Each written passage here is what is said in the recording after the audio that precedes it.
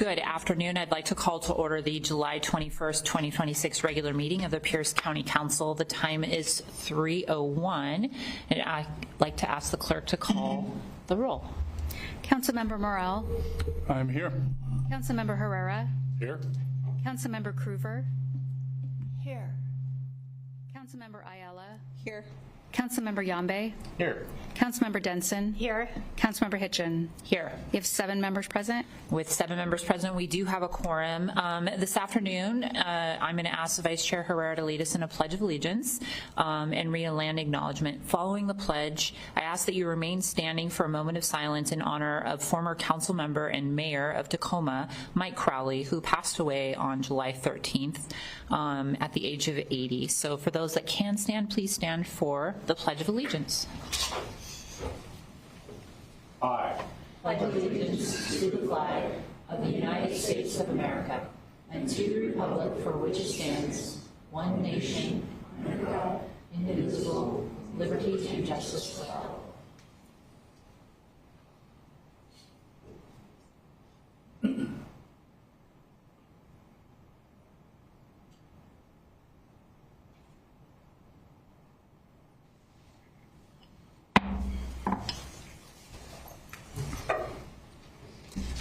We acknowledge that we're on the traditional homelands of the Coast Salish tribes. Coast Salish people have lived on and stewarded these lands since time immemorial and continue to do so today. We recognize this land acknowledgement is one small step towards true allyship, and we commit to the uplifting voices, experiences, and histories of the indigenous people of this land. Thank you, Vice Chair. We are now at section 4, which is our approval of our agenda. With no objections to from my colleagues, I'd like to request that, just so everybody's aware, a recess between the proclamation part of this meeting and the business part of this meeting. We have a lot of guests here today, and I want to make sure they have time to say hello to people, potentially take photos, do that kind of thing, and then we'll start with the business. Any objections to that? Seeing none, we'll consider our agenda approved. On today's council agenda, there'll be multiple opportunities for public comment. On the consent agenda, you may provide comment on any final action item. This does not include items that are placed on the consent agenda for introduction and scheduling. And during section 8 and 9 of our agenda, there'll be an opportunity to provide comment on each ordinance and resolution individually. And finally, under community forum, there'll be an opportunity to address the council on any topic that was not up for final action. And pursuant to state law, the Pierce County Council may not accept public comment during a meeting that supports or opposes a candidate or ballot measure. This includes proposed charter amendments, statewide initiatives, referendums, levies, bonds, or other measures appearing on the election ballot. And for further information, there is, of course, fine print at the bottom of your agenda on the first page. We are now at the consent agenda. On our consent agenda this afternoon, we have 1 set of minutes and 2 appointment resolutions. Is there any objection to or an item that wants to be removed from our consent agenda from any of my colleagues? Not seeing any. I just want to check, do we have Tono Sablon, or who's being appointed to the Pierce County Library Trustees, Board of Trustees, or Amy Applin, Brittany Easel, Colin Jorkite? I know Jim Rich isn't going to be here, or Joshua Sexton here. Madam Chair. Yes. Mr. Saban sends his regards. He is on a family vacation this week and won't be able to make it. I'm jealous. Okay. Okay. Anyone else in chambers here being appointed today? Not seeing any. Vice Chair, for a motion. Chair, I move to approve the consent agenda as presented. Second. It's been moved and seconded that we approve the consent agenda as presented. And I'm just going to check one more time for any of those names, since there's quite a few. Anybody else seeing anyone? Not seeing any. I'm going to open this up for public comment if anyone would like to address the council on the consent agenda as presented. Oh, no one's jumping up. Mr. Dominique, you want to go online? Good afternoon. For any member of the public that would like to provide comment on today's consent agenda, please press the raise hand icon in Zoom or *9 on your telephone keypad.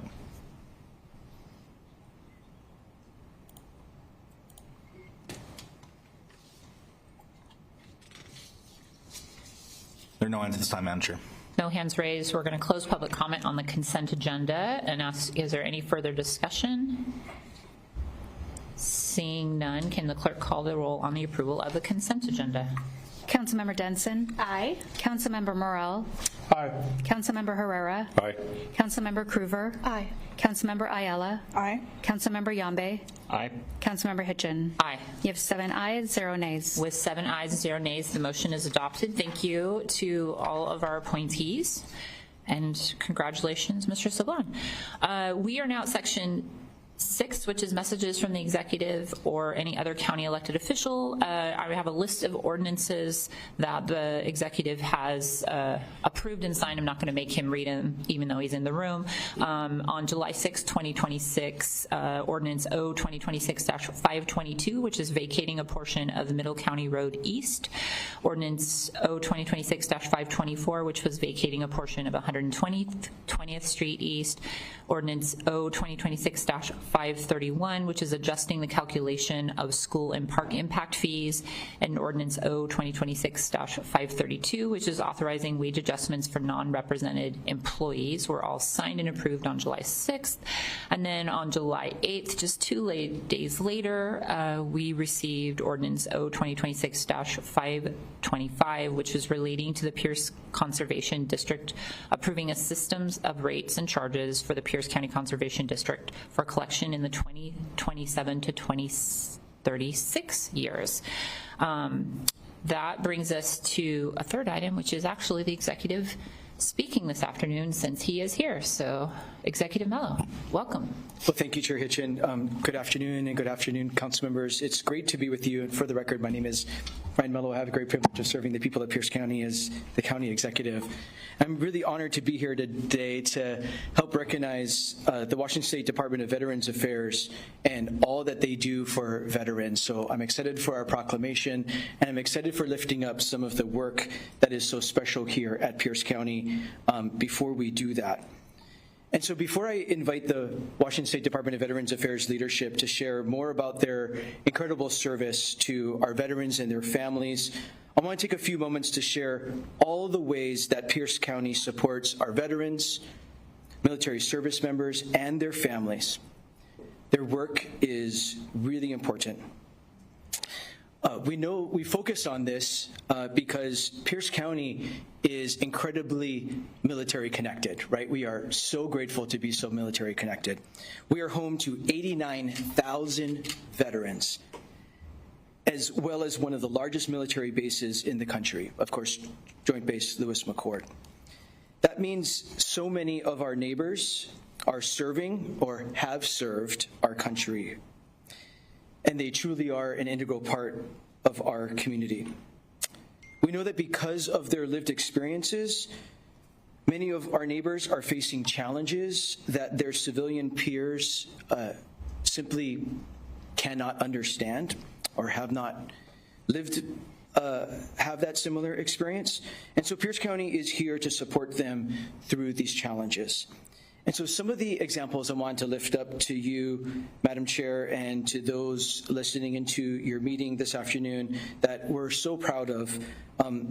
One example of how we're taking care of our military members, our veterans, and their families includes Pierce County participating in the State Employment Security Department's Yes Vets hiring program, which has helped more than 9,700 veterans find work with more than 2,600 employers, really helping with that transition out of the military into their next phase in their life. Another example is in May of this year, Pierce County Human Services awarded $1.3 million to 2 local organizations that provide direct support to veterans, military members, and their families, specifically in the space of behavioral health supports. So this is as a result of the Behavioral Health and Therapeutic Courts tax that the council approved, and we are so busy continuing to implement. The funding will make it easier for veterans to access essential behavioral health care. 2 organizations received those awards. The first is Multicultural Child and Family Hope Services. Delivering peer-led, veteran-focused behavioral health services, including individual therapy, serving veterans with co-occurring disorders, structured veteran group therapy, family and caregiver support, veterans court assessments and advocacy, and psychiatric referral coordination. The other organization that received funding from the Behavioral Health and Therapeutic Courts tax just this May is the Cohen Clinic. And I know all of you know about the amazing work of the Cohen Clinic based in your district, Chair Hitchin.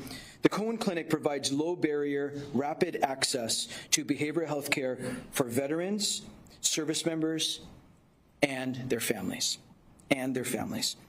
With services available same day or shortly thereafter.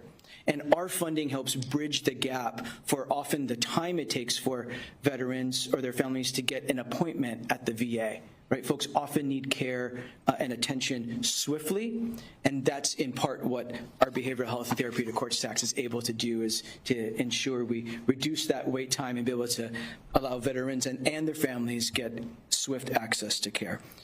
So we're really proud of those investments and getting those dollars out in the street, working hard for our veterans and their families.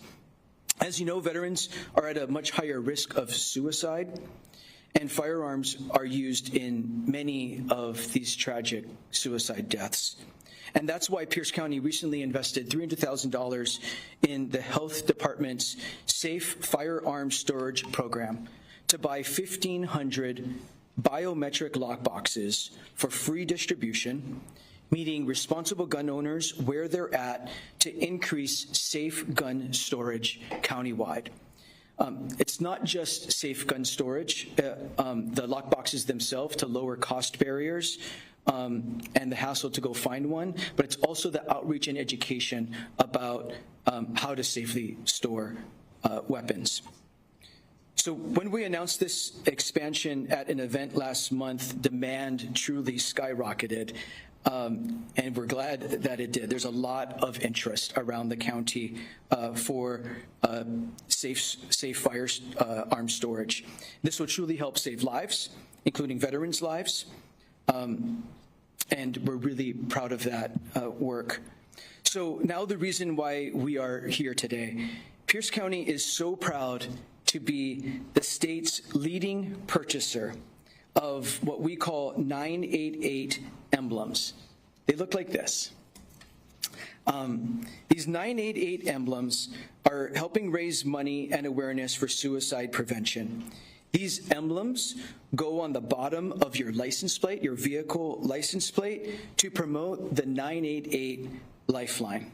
Now, maybe we're a little competitive, but I'm really pleased to report that Pierce County purchased 573 of these emblems for our fleet vehicles, meaning more people will learn about and use this life-saving resource every time our Pierce County vehicles are out in the community serving our residents. Now, while we might not be competitive, I do have to say we are the county who bought the most of these emblems and have them on most of our cars, most of our vehicles, and the most vehicles of any other county in Washington State. So, Madam Chair, I actually want to throw down a challenge to all the other 38 counties in Washington State. I'll figure, my staff doesn't know that we're throwing down a challenge, but we're going to throw down a challenge and figure out how to truly make a challenge with the other 38 counties to promote the purchase and use of these to get the word out about how important the 988 Lifeline is, especially for our veterans. I really want to thank Robert Sheets, our Veterans Service Administrator at our Department of Human Services. Robert brought the idea to me when we were meeting one day in my office. I said, that's a brilliant idea. We walked right into the Deputy County Executive's office, and I said, Scott Nicholson, will you please make this happen? And he did. In fact, that to the tune that we are the leading county to do this. I want to thank Sheriff Swank, who smoothed the way for all of our sheriff's deputy vehicles, and also County Assessor Treasurer Marty Campbell for all of our Assessor Treasurer vehicles. That and the rest of Fleet Services, who made this happen with a lot of pride and a lot of joy and a lot of significance for how it's going to help get the word out and help bring this lifeline and the mention of this lifeline out to more people. So these are just some of the ways that Pierce County is really working together, right? Moving Pierce County forward and doing it together, and how we are building communities that are truly safe, welcoming, and connected. And so now, Madam Chair, I'm honored to introduce Washington State Department of Veterans Affairs Director David Puente, Jr. Director Puente leads a department that does truly incredible work across the state, supporting the health, the well-being, and the economic success of veterans across the entire Evergreen State, including right here in Pierce County. We're honored to have Director Puente here to speak more about the significance of the 988 suicide prevention efforts. And Madam Chair, thank you for letting me share some of the ways that we are really committed to veterans and their families. And so with that, I'd like to welcome up Director Puente. Thank you, Executive. Welcome, Director.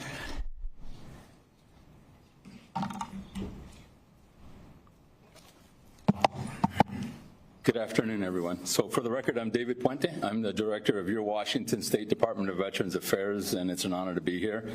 Before I get started on my talking points, I want to say thank you to Executive Ryan Mello for that call to action and challenge, because I do think that the other 38 counties should follow, and I think you guys are doing an amazing job. So thank you for that.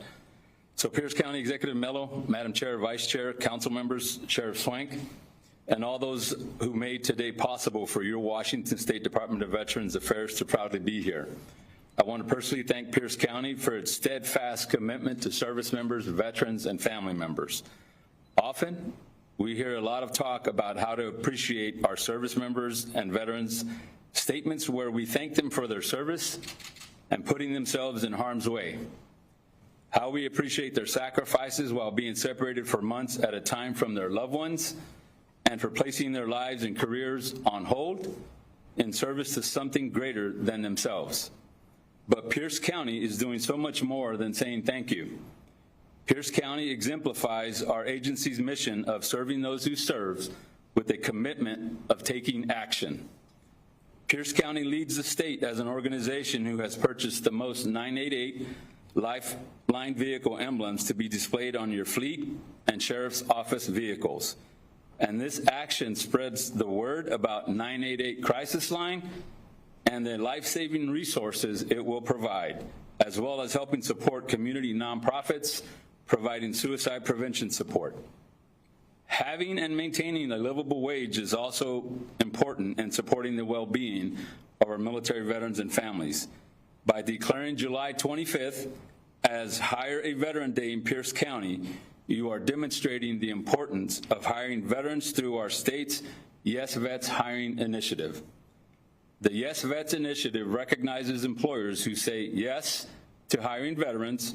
Just last week, we were honored to help host an event here in Pierce County where the Employment Security Department and other Yes Vet partners, we saw more than 400 veterans walk through those doors for that event. We are grateful to Pierce County for setting an example for other government agencies and even for our local businesses to follow.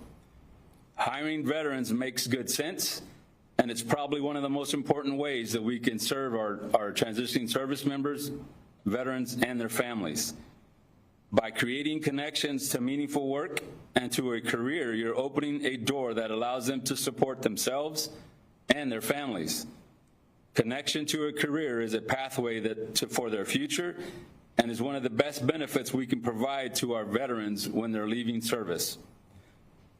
When employers hire veterans, they're getting leaders, problem solvers, and people who know how to work as a team and to get the job done. And through Yes Vets, we make it easy for businesses to connect with these incredible talent pool, as well as for employers to learn more about the earned benefits available to our military service members and veterans. Helping veterans make connections is a meaningful career, is also significant. It's a significant protective factor and serves to prevent a crisis down the road that could lead to suicide thoughts or actions. So to everyone here today, and to Pierce County as a whole, thank you for your commitment to serving those who serves, and thank you for your actions and for setting the example for all the counties across the state. Thank you. Thank you so much, Director. Truly appreciate the partnership, and it was a fun surprise to find out that we were leading this effort, so appreciate the work behind the scenes that made it a reality. I want to pause and see if there's anyone else that's presenting something potentially that's not in the script, but I'm just going to go with it. Hi, good afternoon. My name is Nicole Vreeland. I proudly serve as a Suicide Prevention Program Manager for your Washington State Department of Veterans Affairs. We appreciate Pierce County's support in many arenas that we do here at Washington State Department of Veterans Affairs, more so with firearm safety as well as suicide prevention efforts. So with that, in addition to Director Puente's information and that he shared on all the wonderful things that Pierce County has partnered with us with, I would like to present the key people that helped make our 988 emblem sales and the work with our service members, veterans, and our families a success here. So with that, I would like to present certificates of appreciation, if that's okay. That is fabulous. Okay. So first, I'd like to thank Executive Ryan Mello, and we have a certificate of appreciation for you.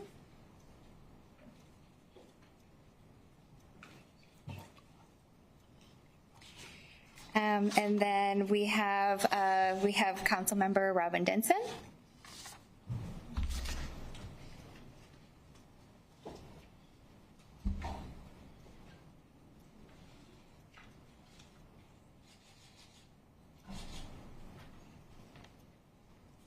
All right, next we have Councilmember Paul Herrera.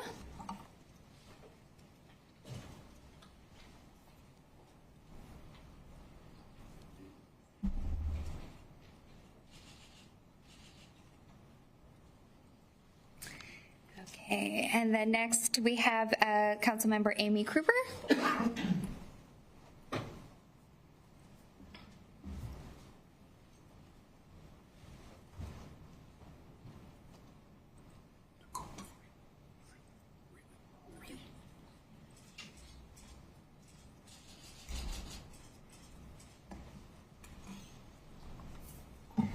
Okay, and Councilmember Rosie Ayala.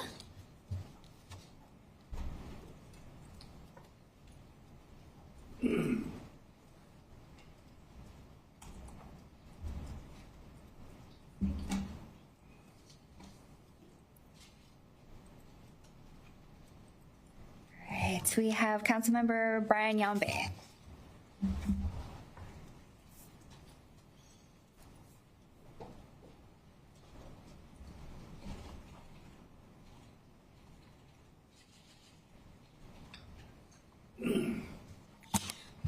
Okay, and next is Councilmember and Chair Hitchin.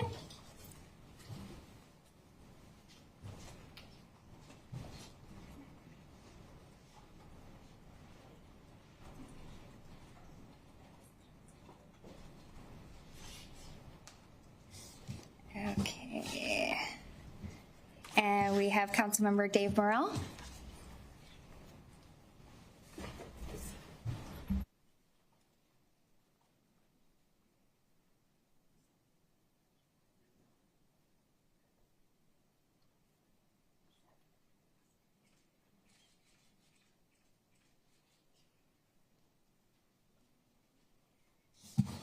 Okay. All right, and then the executive assistants, Nicole Jones-Vogel for Councilmember Denson.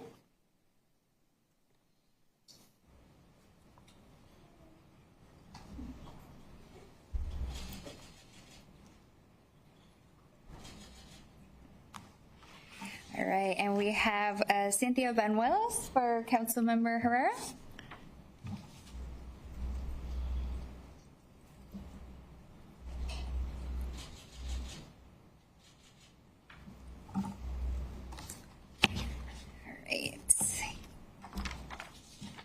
And from Pierce County Human Services, Robert Sheets. Robert.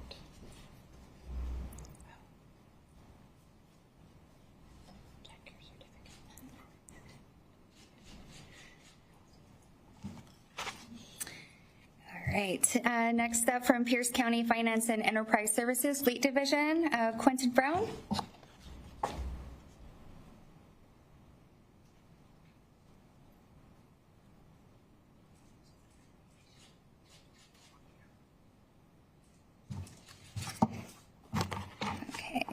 And Lee Hayes.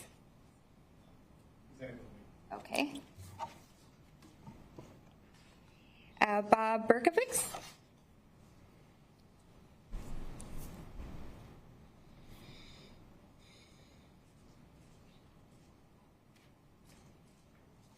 Okay. All right, and from Pierce County Sheriff's Office, Sheriff Keith Swank.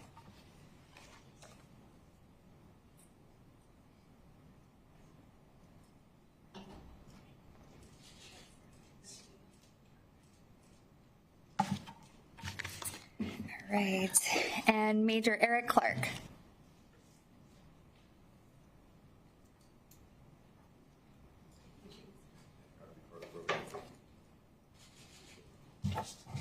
Okay, and last but not least, Lieutenant Jessica Whitehead. Okay, so with this, again, we thank you very much from the Suicide Prevention Program on behalf of Washington State Department of Veterans Affairs and all you do for service members, veterans, and their families across the county. Thank you so much. Thank you so much. Let's give everybody a hand.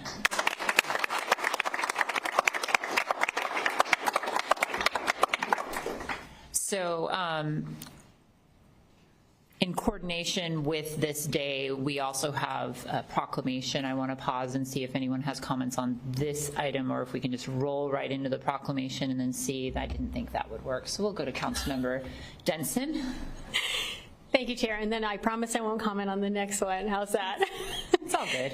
Thank you so much. I just wanted to thank WDVA and our own Veteran Services Affairs for all of their work for veterans in Pierce County. As we all know, and all you know, we are so grateful to have so many veterans as well as active duty individuals and their families in Pierce County. We really are so lucky to have these incredible members of our community, both as employees and as service providers, and it's just incredibly lucky. And similar to Executive Mello's story about how Robert Sheets brought to him the idea of the emblem, the District 7 assistant, Nicole Jones-Vogel, came into my office and introduced me to the emblem and said, you know, we need to have these on our cars. So I have one on my car.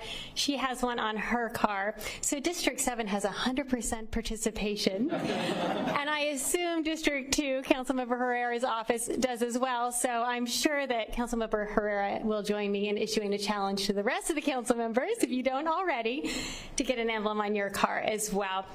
It is so important. I just want to end with the 988 program is so critically important. And I've told these stories to my colleagues. I mentioned some today. I run into people quite frequently who still don't know what 988 is. And these are people who have been impacted by suicide, either within their family, somebody who's actually completed a suicide, and it's somebody who's died by suicide. Or I have a friend that I was talking to just last Friday who was on the phone with a family member who was saying that he was going to commit suicide. And in both cases, you know, I brought up, call 988, call 988. It's 24/7. These are professionals. They're there to help. And both of these individuals had never heard of 988. So I'm so grateful to WDVA, to our Veteran Services, to our Human Services, and to all of us who continue to spread the word about this life-saving effort. We've got to keep getting the word out, and these emblems are an important part of that. So thank you so much for bringing this program to us, and it's our pleasure and honor, and we're fortunate to be able to spread the word about this program in these ways. So thank you so much. Thank you for your leadership in this, and we'll go to the partner in I'm going to say passion, as in like energy, Yep. to the Vice Chair. Thank you, Chair. Couldn't say anything more than Councilmember Denson, but the passion comes around from being a veteran, being in public safety, and actually seeing the hopelessness in people's eyes who are in crisis. And it's non-discriminatory from race, creed, doesn't matter who you are, what status you are, homelessness, and in particular, veterans. As a veteran, many people that I've known, their soul died in the war, but a lot of them didn't fall down until many years later. And these type of tools are very important, because if they have the gun in their mouth already, it's too late. 988 gets them to services they need when they need it, before they're in that situation. And, the human side of this is, they're probably, if you're a veteran in here, or if you're a law enforcement officer in here, every single one of us, firefighter, we know somebody who took the leap.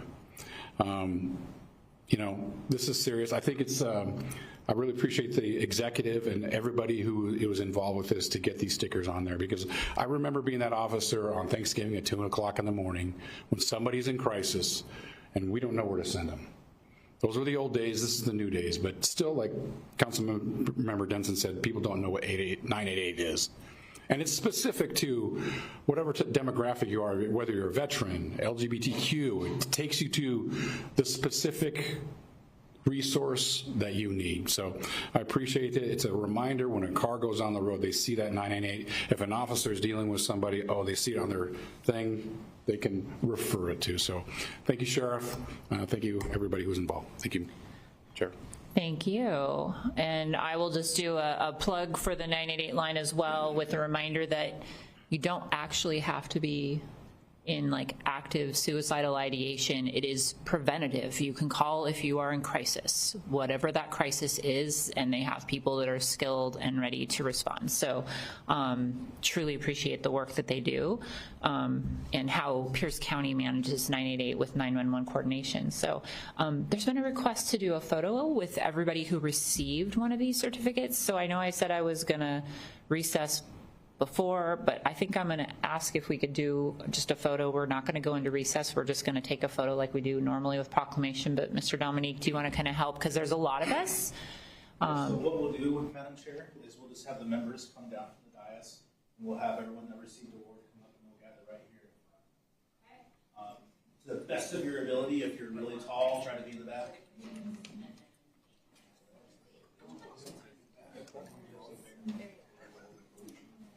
I've had many of photos I was quote unquote part of, but not part of. Behind someone tall.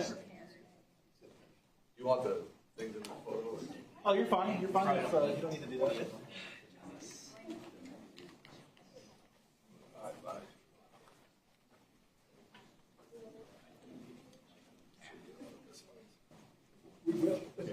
Do you want everyone to hold one, or do you want just a couple?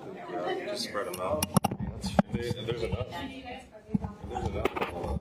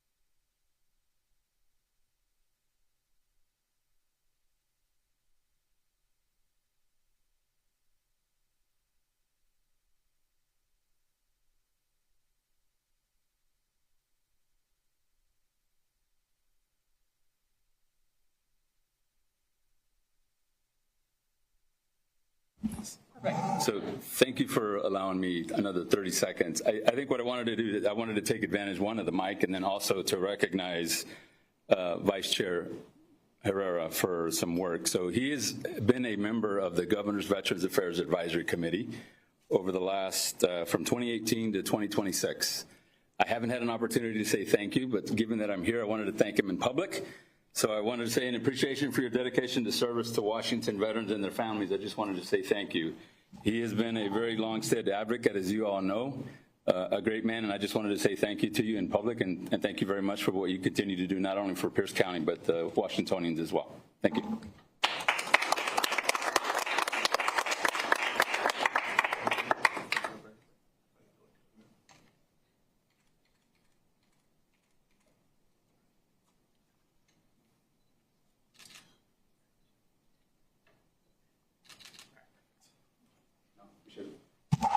So I know you all have heard about Challenge 20, so I'm going to share.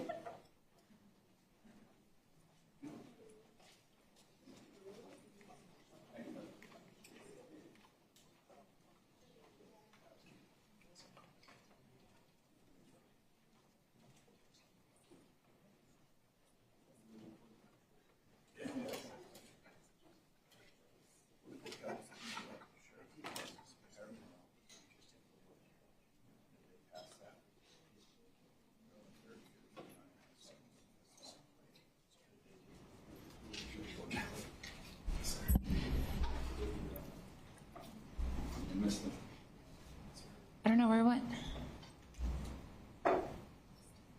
He went.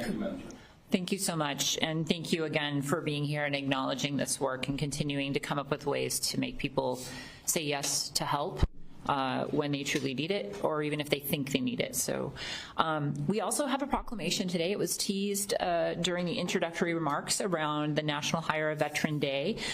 We have Rudy Lusa from WorkSource Pierce and JBL administrator here, and any other support people that want to come with you. We're going to have you here as Vice Chair Herrera reads this into the record. It's a proclamation of the Council and Executive designating July 25th as National Hire a Veteran Day. Vice Chair Herrera. Thank you, Chair. A proclamation of the Pierce County Council and Executive designating July 25th, 2026 as National Hire a Veteran Day. Whereas Washington State Representative Gina McCabe introduced the idea for a program focused on hiring veterans after a meeting with veterans early in the legislative session and learning how many are struggling to find civilian employment despite strong qualifications. And in 2016, the Washington State Yes Vets program was piloted in Klickitat, Kittitas, Skamania, and Yakima counties before expanding statewide. And whereas the program was built as a collaborative initiative between the Employment Security Department, the Washington Department of Veterans Affairs, the Society of Human Resource Management, the Department of Commerce, the Military Transition Council, and chambers of commerces, where employers who hire veterans receive recognizable window decals and other benefits. And in its inaugural year, the Yes Vets program won in 2016 International Association of Workforce Professionals Group Services to Veterans Award. And whereas Pierce County government has demonstrated its commitment to those who have served our nation in uniform by participating in the Yes Vets hiring initiative, actively recruiting and hiring military veterans, hiring 26 veterans into various positions in 2017, and pledging continued commitment to veteran employment in the years to follow. And whereas in 2017, Dan Corporal, a Marine Corps veteran and founder of the nonprofit Hire Our Heroes, partnered with National Day Calendar to formally establish July 25th as National Hire a Veteran Day, just 1 year after the Yes Vets had already launched here in Washington. Whereas President Trump signed the Honoring Investment in Recruiting and Employment American Military Veterans Act, creating Hire Vets Medallion Program, a federal award recognizing employers committed to veteran hiring, retention, and professional development. And federal agencies, including the Department of Labor, began using July 25th to promote that participation. Whereas the Department of Labor, Department of Veterans Affairs, and Veterans Benefits Administration all began actively promoting the National Hire Veterans Day in 2018 and 19 and 20. Whereas with over 1,000 Washington employers enrolled in 2021, the Washington State Yes Vets program became increasingly cited as a national model, with Washington Military Department and WDVA timing announcements and enrollment drives around July 25th, likening Yes Vets activity directly to the National Hire Veterans Initiative. And in 2022, Washington agencies formally began using National Hire Veteran Day as an occasion to spotlight veteran resources. Whereas Washington State Employment Security Department celebrated the 10th anniversary of the Yes Vets program in March 2026, with a celebration at the state capitol on March 20th. The program was being recognized as helping more than 2,500 employers hire over 9,000 veterans across Washington. And on July 25th, 2026, National Hire a Veteran Day marks the 9th anniversary. Now, therefore, be it proclaimed on this 21st day of July 2026, the Pierce County Council and the Executive, that Saturday, July 25th, 2026, is designated National Hire a Veteran Day in Pierce County. Let's give him a hand.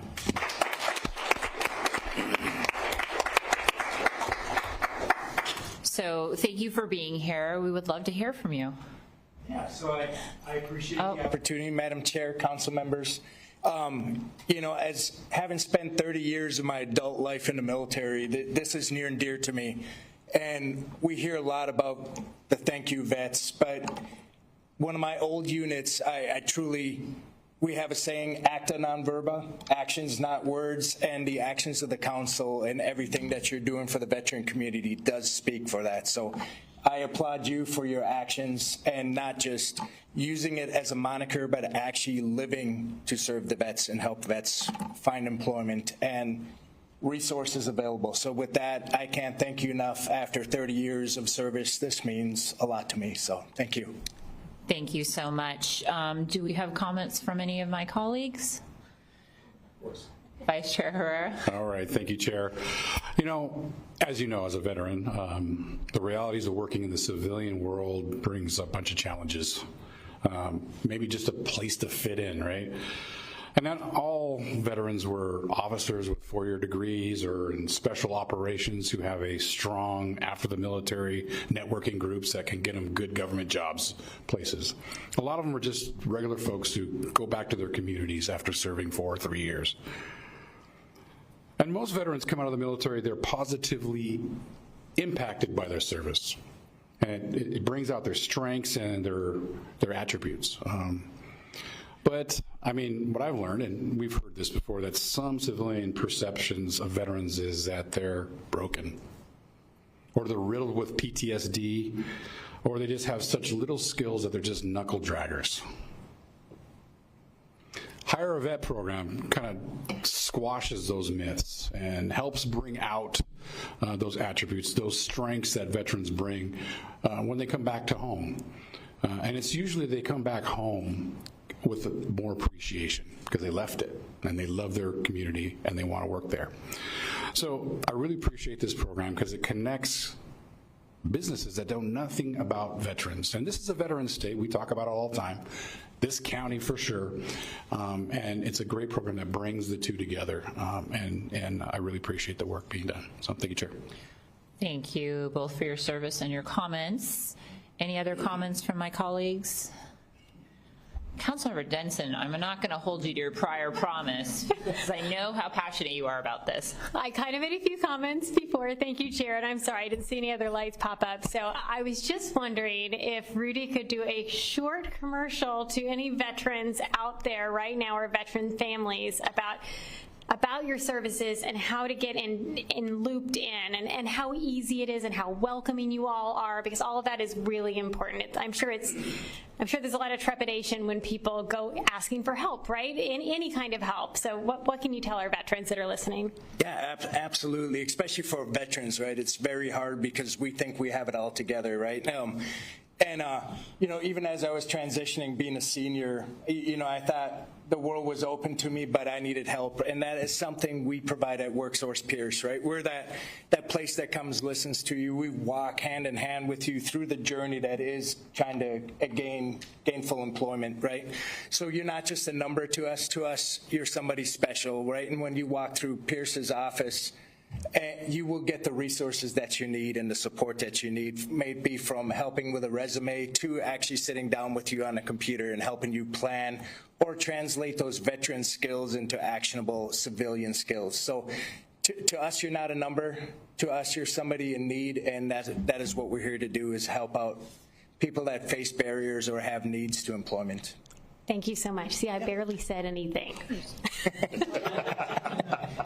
It was a really good plug and something I was going to mention as well. I think one of the things that really appreciate about the work that goes on is that you work to take the work of being in the military and turn it into, how does this equate to something in the civilian world? Because the acronyms and the different roles and all of that doesn't particularly line up over here, but you help people figure out, how does that fit into a job at this corporation? And then how do we write a resume that actually shows that I do have those skills, and all of the work that it is to get over the hump of getting back into the regular world. And so I just really appreciate that, because it is really challenging. And I've heard this with our South Sound Military Partnership Group. That's one of the things that they really talk about. How do we get the military side and language on a resume to really show the skills that they have that they may not even know we're looking for? And so truly appreciate the partnership. So we are acknowledging the 25th as National Hire Vet. We have lots of employers that do that and reach out to these amazing people to get hooked up. We are going to take a photo, another one, similar to the one or up here. Okay, we're going to move down again, and we're going to take another picture.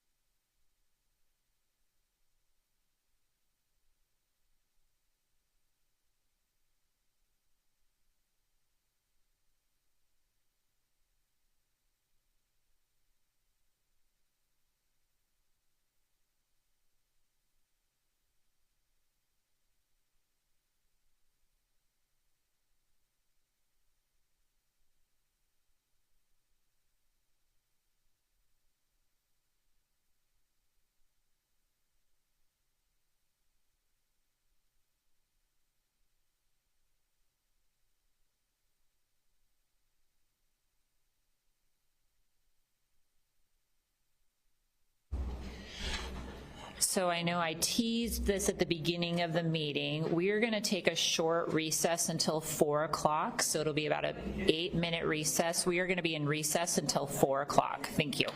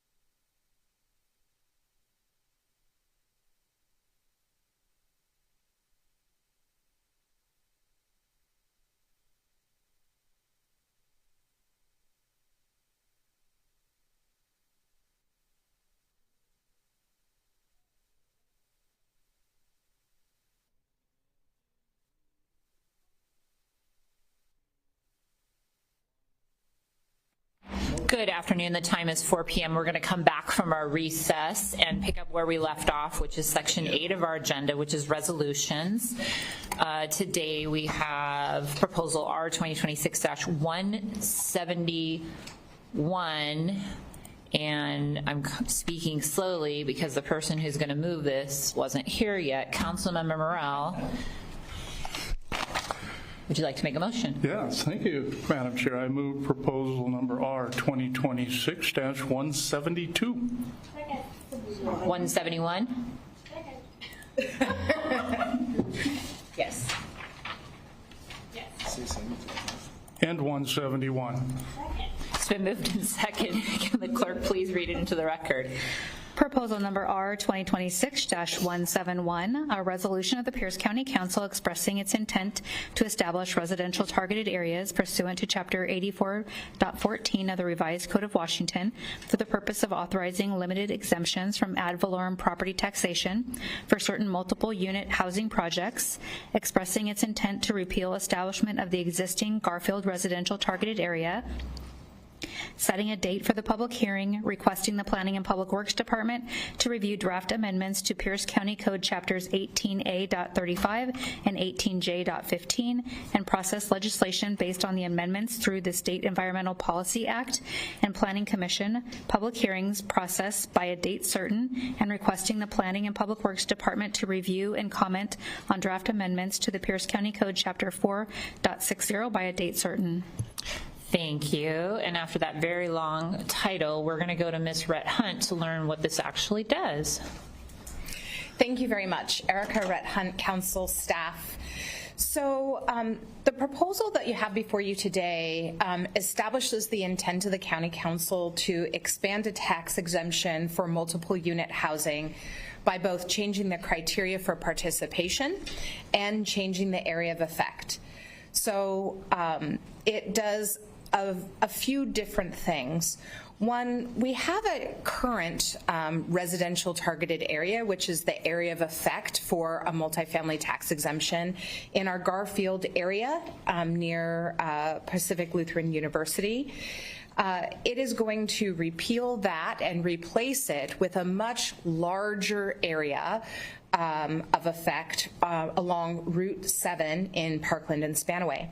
It also considers adding a new residential targeted area along Meridian Avenue, which is also SR 161 in South Hill. So part of the reasoning for this is that in 2021 and then again in 2025, the legislature changed the program for multiple unit tax exemption. It used to be called multifamily tax exemption, and actually in some parts of the state law, it still is called that. They inconsistently made the change, but the title is now called multiple unit tax exemption. So they expanded the state law and changed many things about where this tax exemption can be offered and how it can be offered. But specifically for our county, it made the county eligible to have larger areas for tax exemption, and it made the county eligible to have different kinds of programs for tax exemption.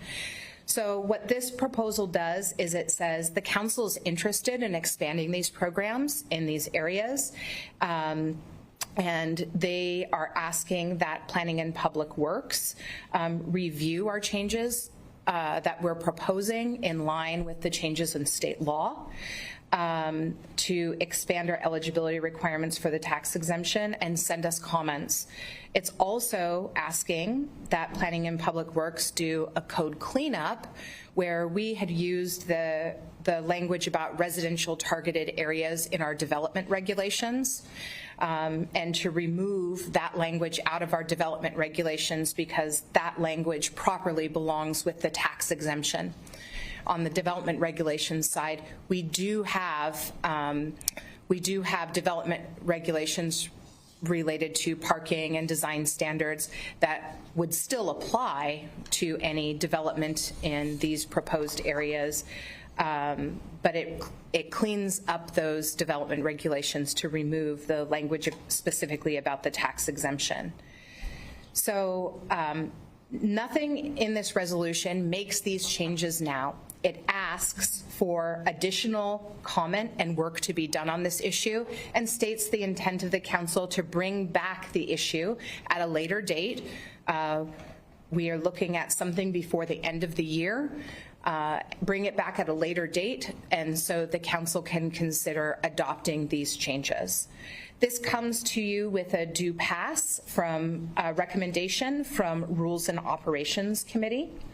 It also, there is, in your packet, there's a draft displacement analysis. Now, when the final proposal comes before you, it'll have to have a final displacement analysis, but staff went ahead and prepared a displacement analysis so that the council could and the public could have the information in a draft form during this period of consideration.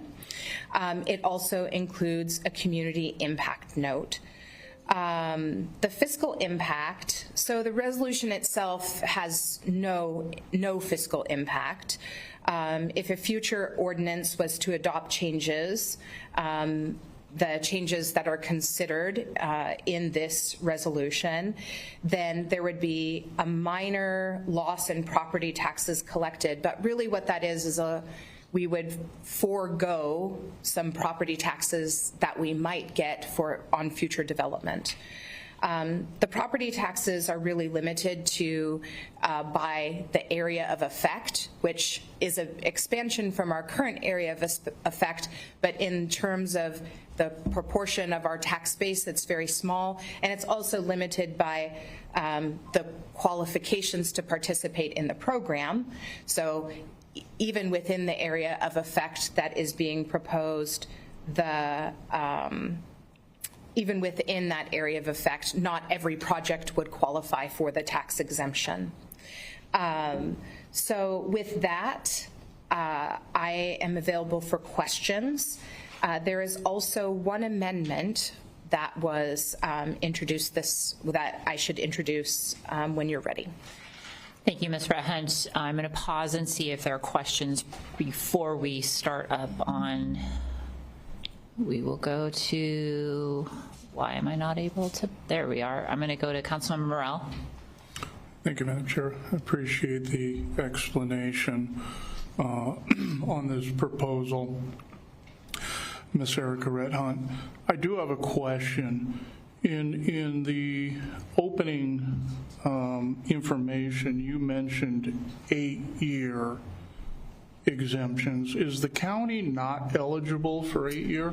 The county is ineligible for the 8-year exemption. So although the state law has a variety of programs, including an 8-year program, a 12-year program, and some different versions of those programs, a 20-year program, there's a variety of programs.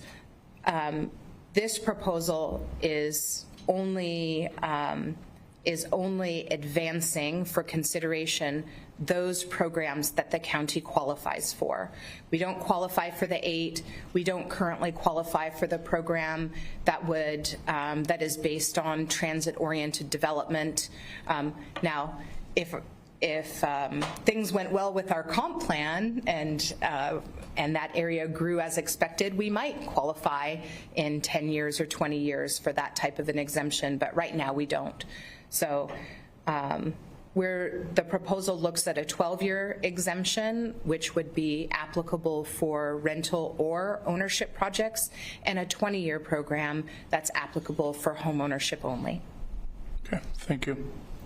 Thank you for the question. We are going to go to Vice Chair Herrera. Thank you, Chair. I just had a question on, you talked a little bit about we'd lose some tax revenue with this, or future tax revenue, nothing now, right? Sure. So, for example, the biggest change in revenue for the county would be that when if someone goes in and develops a property, it raises the value of the property, and then we collect more taxes on it. So what this proposal does in a nutshell is it says on some of the part of the property, some of that increase, we're not going to charge taxes on it for a number of years. And so we would forego, it's not really losing a tax that we're collecting now, but we would forego some of that future value for these projects. So we'd forego it, but this whole thing is to try to stimulate some development where it's not happening now, because no development equals no tax increase, right? Correct. Okay, thank you. Thank you. We are going to go to Councilmember Krueger. Thank you, Madam Chair. So I understand what's not developed is because things don't pencil out the way it works now. Would that be a correct assumption? That's one thing that we have heard from the development community, but development is a very complicated beast, and so there's many reasons why things may not be developing now. But one thing that we've heard is that it can be hard for projects to pencil. Correct. And then when the tax that is not being collected, it's like if something's worth $100 and then it becomes $125, the 25 forgoes the tax. Correct. For the amount of year. In a very I will tell you, way. we have a very I'm sure there is. There is a lot of detail in these answers, but in a general high level, correct, right? And you said that we don't qualify for some of the programs. Who does? Would it be like Tacoma or Seattle? Or Yes. So one of the big changes that the state made in 2021 is that they allowed counties to qualify for more programs, more paths to eligibility for tax exemptions. Previously, it was pretty narrow, and the reason why we only had the Garfield targeted area for the tax exemption is because that was literally the only place in the county, in unincorporated county that would qualify, because the tax exemption, what was allowed for counties, it had to be near a major university. And so those rules were changed in 2021, and we can qualify for more of the programs, and they added to the programs as well. Mostly the tax exemption was written with cities in mind. And so this specifically is requesting the department to do the research and then come back with a plan? Well, we have already, one of the exhibits already has amendments to chapter 4.60 of the Pierce County Code. So we're offering that up as the council's proposal for an amendment, and then we're asking them for comments on it. And I can't speak to what kind of comments we'll get back, but I know that they're already mobilizing to have a pretty thoughtful review. And this would be completed before the end of the year? Correct. So we've asked for the review to be completed so that we would be able to introduce an ordinance in early November so that we would have the ability to complete the legislation before the end of the year. Okay, thank you. Thank you, Chair. Thank you. I'm not seeing any additional questions, so Vice Chair Herrera, let's take a look at the amendment. Chair, move Council Amendment number 1. Second. It's been moved and seconded. Ms. Rett-Hunt, can you tell us what this amendment does? So Council Amendment number 1 would expand the area of effect for the South Hill residential targeted area. So before I explain what's in each of the provisions, when the state law says that for these types of tax exemptions, we need to have an area within a half mile of transit service. And so that can mean, a half mile can mean different things. When this proposal was originally written, we used a half mile of walking distance as the policy criteria. And so for the South Hill area, this would remove the half-mile walking distance as the criteria, which happens in point 1 and point 3. And instead, it would replace it with the map that's shown in Exhibit B, which is a half-mile from the transit corridor. And basically, it has the effect of squaring off the area of effect to include areas that are outside of the half-mile walking distance. Thank you. And I'm going to go to the Vice Chair to speak to his amendment. Thank you, Chair. This is just an area where there could be some development, and for the multi-family development, it has the sidewalks, it has the infrastructure, it has a bus line going east to west between I don't have my notes here right now, but there's a bus line there close to it. It's close to many schools. It's a perfect area to have multi-family development, which hasn't happened until yet. So Ms. Red Hunt explained it pretty well, and I'll just leave it with that. I think I have a colleague who can speak a little bit more to it also. Thank you. Councilman Morrell, do you want to speak to this again?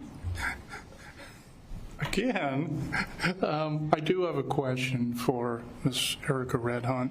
Is the zoning of this area of the amendment, is it, I guess the density, we don't have to do any rezone or anything, it already has the proper zoning? Correct. So in the proposal, the areas that, in the proposal as considered, the areas that were chosen for the tax exemption in both of the residential targeted areas not only had the half-mile criteria, but they also were specific zones. So U-Core zone, N-Core zone, those are our highest density zones in unincorporated Pierce County to support multifamily development, mixed-use development, because our comprehensive plan asks us to put our growth, into that central county area where there's the possibility of transit. So the zoning is already there. Okay, thank you. And then I'll make a comment to the amendment. I'm speaking in support of it after, I live pretty close to the area. So I've seen the improvements that the county has made in this area with a 5-lane road, center turn lane, due to the fact of there's so many schools in the area. There is an elementary school right across the street, Zeiger Elementary. Pierce County's Heritage Park is right across the street. And the Nathan Chapman Trail is right across the street. And then across from that, walkable, is Rogers High School. And then a quarter mile around the corner is Brulette Elementary, an elementary school. And there is a grocery store. And the challenge that we have with this particular area is the fact that South Hill doesn't have that many east-west corridors. So we don't have technically the walkability.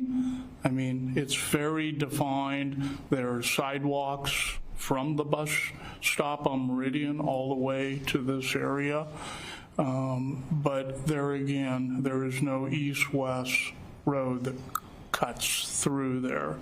The Puyallup School District is currently in discussions with a developer that has already developed property up there to put in a walking trail to Meridian, which Brian Devereaux has requested of the developer, and they're pursuing that.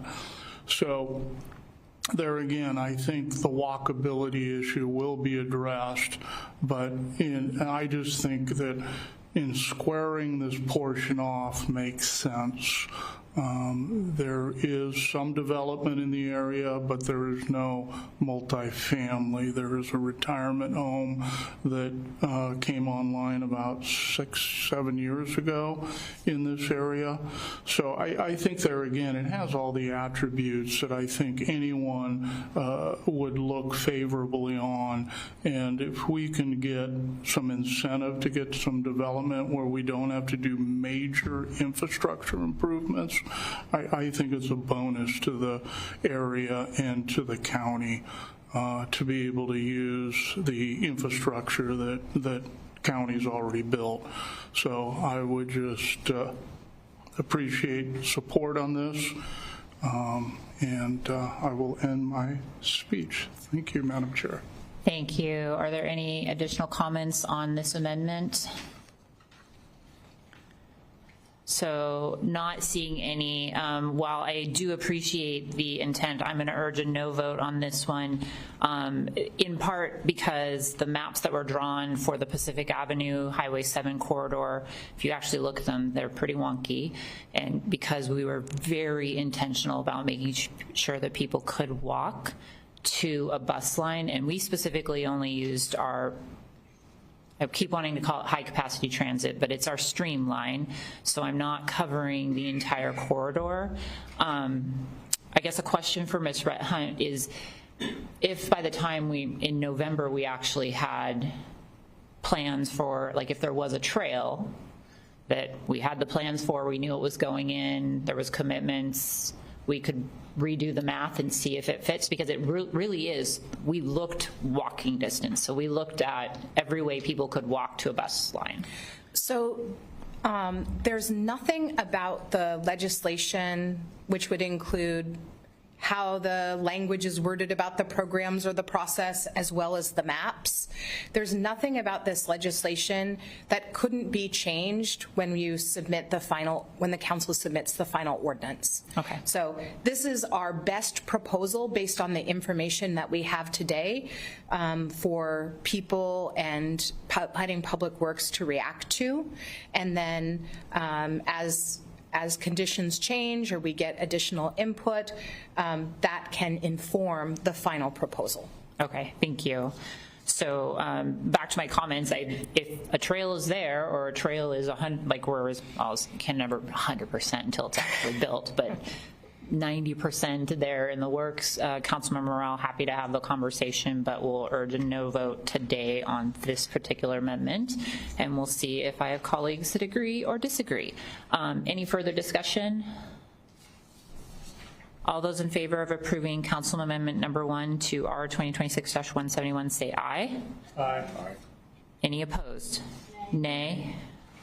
By my ear, it did not pass, but are you good? By my ear, I didn't hear a thing. Okay. Okay.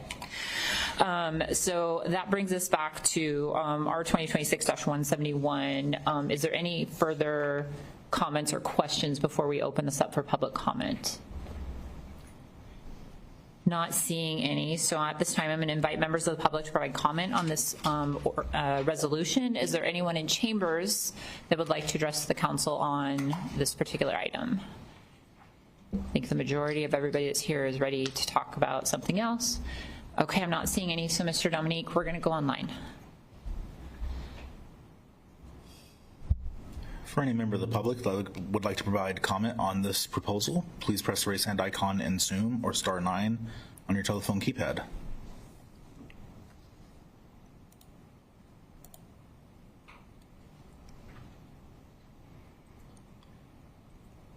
See no hands at this time, Madam Chair.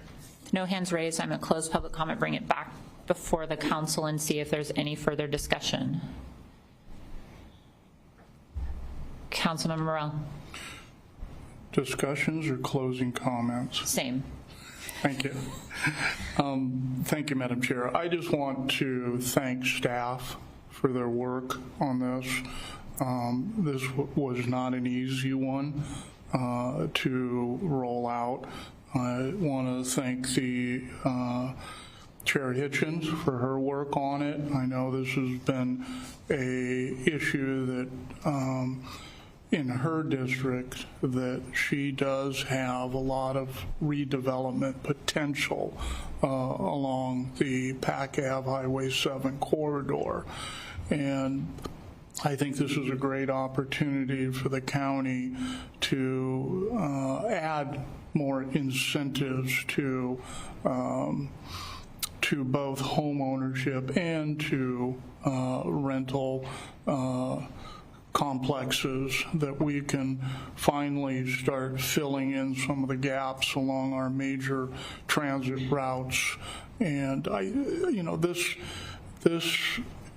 has been an interesting process, because when I was down in Olympia, one of the first bills that I ever passed was to pry this incentive away from Seattle and Tacoma and open it up to our cities.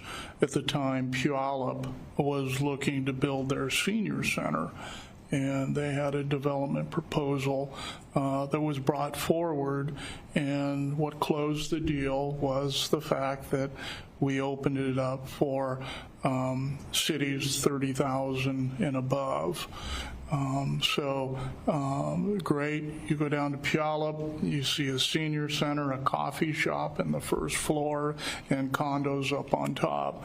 So it worked out well, and over the last 25 years, to watch this process mature, I think there again, this will definitely help Pierce County to there again build units, and it will be some low-income housing units that we have, but there will also be some market rate housing, and then the ability to build townhouses that could do fee simple, where their ownership would be great, and then we would give those property owners who purchase those the tax exemption for X amount of years.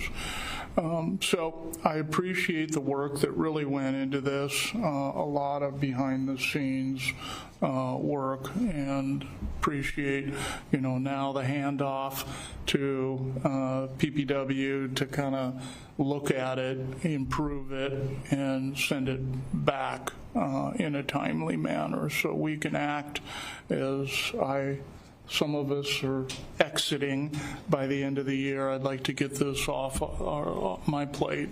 So thank you. Thank you for your comments. Councilmember Krueger. Thank you, Madam Chair. I'll just reiterate how grateful I can be for the staff going through all this tedious work. To me, it's very tedious. Where I have issues, it seems that so often we have exemptions after exemptions, and I got middle-class folks that would love to have an exemption, but they can't quite make it and can't get into a home. And I guess I would look for more programs that can help in that situation, but in the meantime, I'll be looking to see what the final product is. Thank you, Madam Chair. Thank you for those comments. Any further? Well, I will just conclude with my gratitude also to Ms. Connolly and Ms. Rhett Hunt and Mr. Mike Krueger and the entire team to really support the work that happened behind the scenes, including the people that drew the maps, and I don't know who you were, but thank you for helping Ms. Connolly. And this was a team effort to get all of this to where it is today, and we're not done. This is just the first step of let's come up with a plan for how this will actually work and what are the rules going to be. So, but we have to start somewhere, and very excited to see this get to a place of moving forward where we are intentionally planning around transit and intentionally planning around walkability in our two corridors that are being designed and hopefully built up to those standards, so that as we grow, we are growing smartly. So because the people are coming and they need a place to live. So let's make sure that we're putting them in places where they can enjoy the community they live in. And we're thoughtful about what the impacts of that density will be on the people that currently live there. Myself being one, Councilmember Morrell being another. So it's part of why I think it was a passion project for ours. So not seeing any other comments, I'm going to ask the clerk to call the roll on the adoption of our 2026-171. Councilmember Yambe. Aye. Councilmember Denson. Aye. Councilmember Morel. Aye. Councilmember Herrera. Aye. Councilmember Kruver. Aye. Councilmember Ayala. Aye. Councilmember Hitchin. Aye. You have 7 ayes, 0 nays. With 7 ayes and 0 nays, the motion is adopted. Thank you all. That brings us to section 9, which is ordinances. We have proposal O 2026-526S. Councilmember Denson for a motion. Thank you, Chair. I move for approval, proposal number O 2026-526S. It's been moved and seconded. Can the clerk please read it into the record? Proposal number O 2026-526S, an ordinance of the Pierce County Council adopting amendments to the Pierce County Code, Title 18, Development Regulations, General Provisions, Title 18A, Development Regulations, Zoning, Title 18J, Development Regulations, Design Standards and Guidelines, implementing comprehensive plan policies promoting renewable and distributed energy sources, including battery energy storage system facilities, adopting findings of fact, and setting an effective date. Thank you. And today we have Principal Policy Analyst Mike Kruger to brief us on this item. Good afternoon, Chair. Good afternoon, Council members. The Washington State Clean Energy Transformation Act commits the state to an electricity-free, supply-free of greenhouse gas emissions by the year 2045. Utilities are required to complete grid modernization projects, including installation of battery energy storage systems to comply with this law. The 2024 Pierce County Comprehensive Plan directs planning and public works to promote the use of renewable energy sources and streamline the permitting process for installation of distributed energy sources, including technologies that store electricity at or near the point of consumption. Policies require consideration of battery infrastructure at public facilities to provide emergency power and to ensure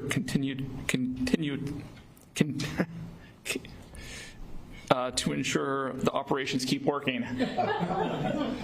Battery energy storage systems are required to comply with National Fire Protection Association standards, most notably NFPA 855, which is the standard for installation of stationary energy storage systems. This is the primary standard governing the design, placement,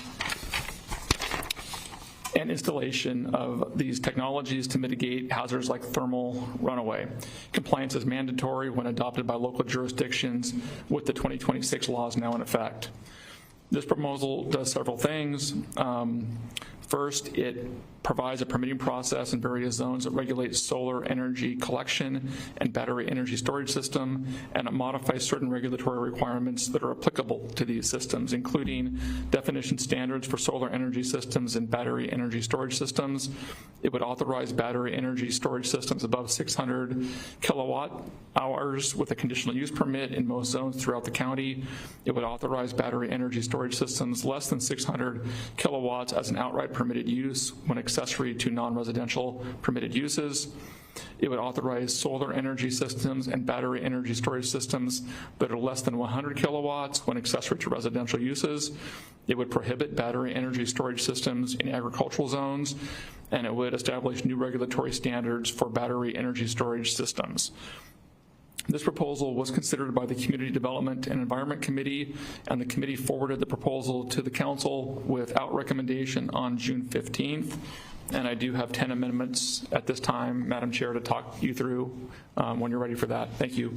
Thank you. Are there questions before we hit amendments? Councilmember Kruger. Thank you, Madam Chair.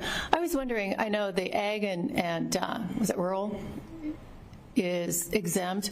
Are conservancy lands exempt from opening their property up to siting these S?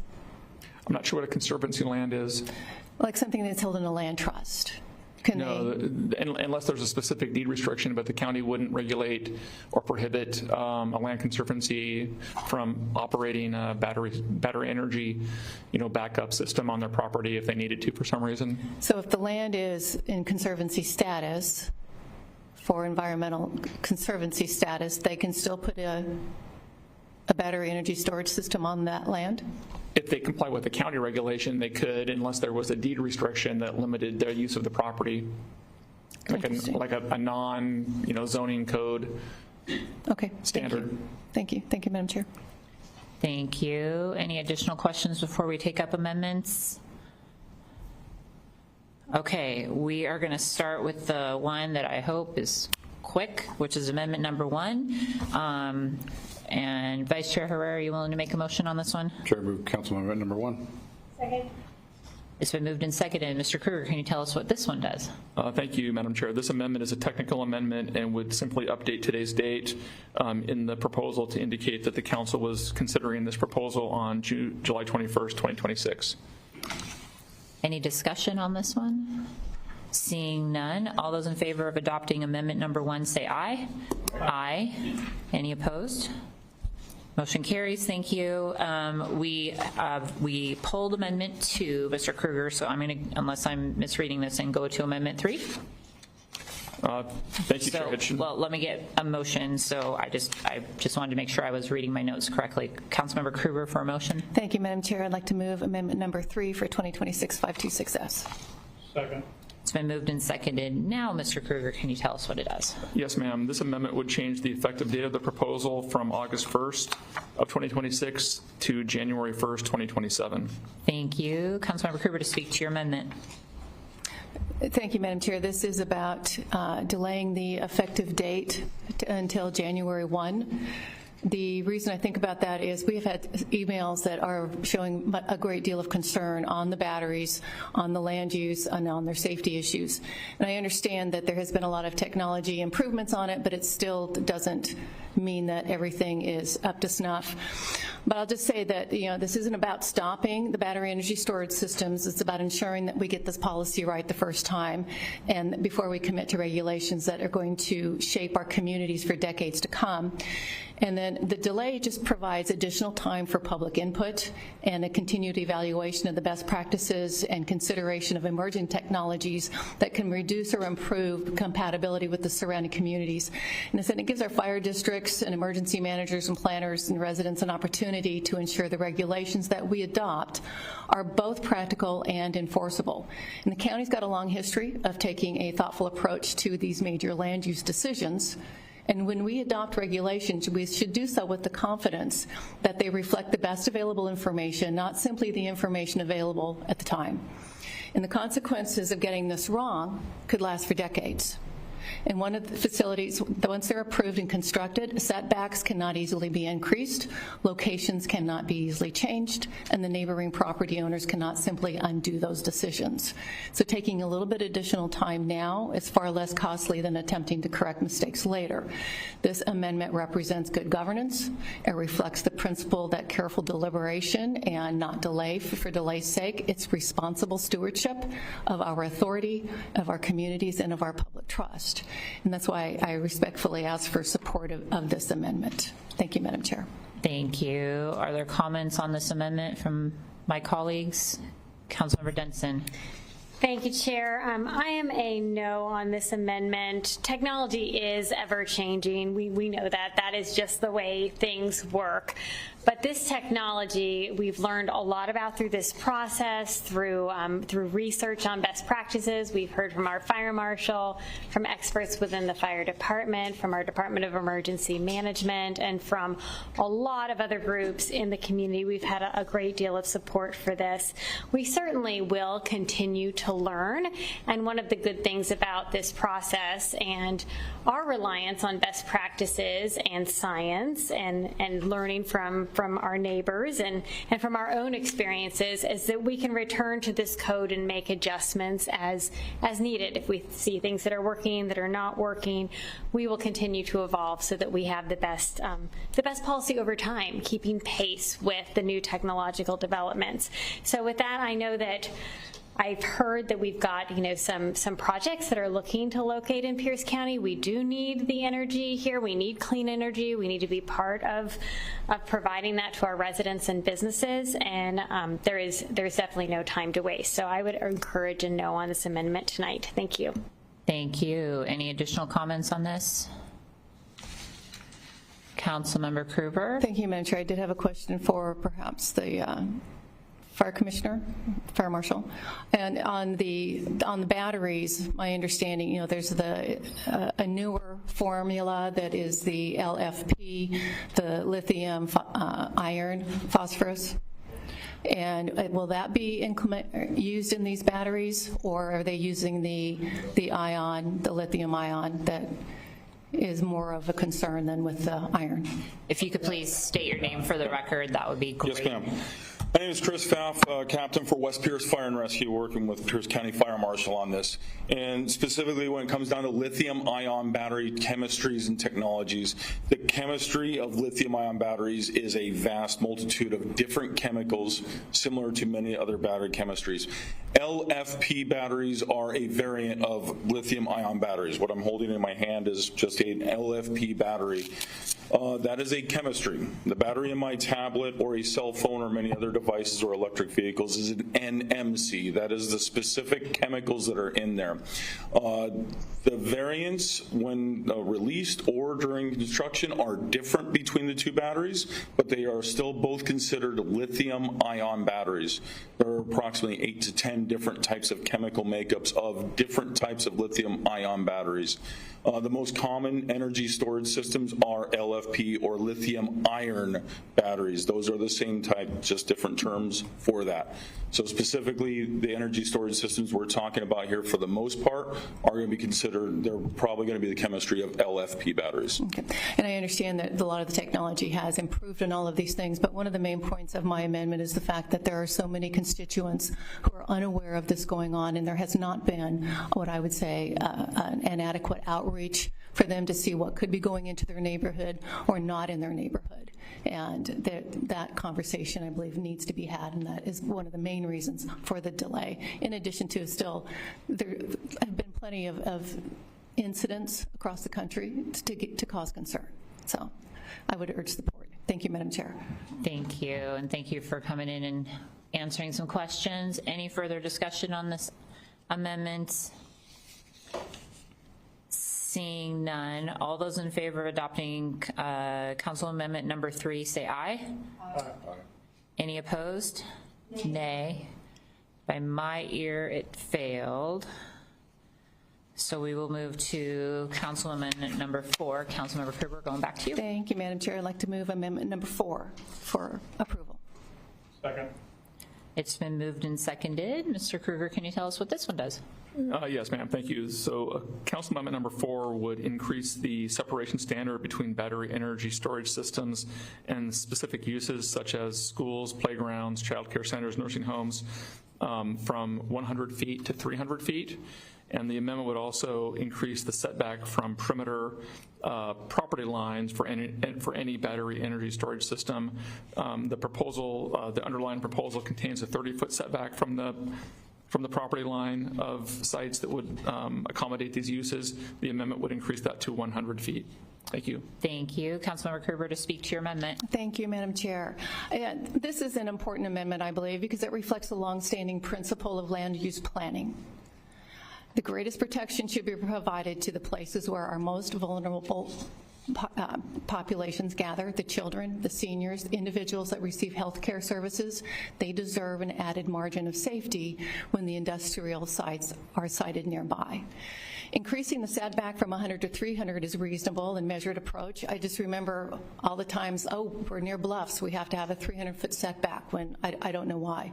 So I think this is a reasonable request, and it provides additional separation between the battery energy storage system and the elementary and the secondary schools, playgrounds, child care centers, nursing homes, and level 2 health services as defined in the code.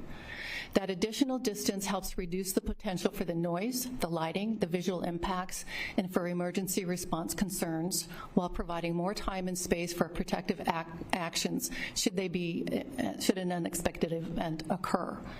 And counties routinely establish greater setbacks around sensitive uses because compatibility matters. We recognize that schools, the child care, and such deserve a higher level. This amendment simply applies the same planning principle here. This proposal does not prevent bus development, but it ensures that the facilities are located with appropriate consideration for those who are least able to protect themselves and are most dependent upon the county to make prudent siting decisions. This is a balanced, common sense policy and protects public welfare while still allowing for responsible energy development. And I don't doubt we need the energy, and I'll say more on that later. Thank you, Madam Chair. Thank you. Are there comments on this one? Vice Chair Herrera. Thank you, Chair. I'm speaking in favor of the amendment. I kind of look at it as a safety mechanism. I can only imagine if it was an LNG refinery close to a school or childcare or anything like that, there'd be protesters out there for one. But two, any type of energy sources is has some risk to it. This, I think, is a reasonable amendment that protects, like Councilmember Kruger said, our most vulnerable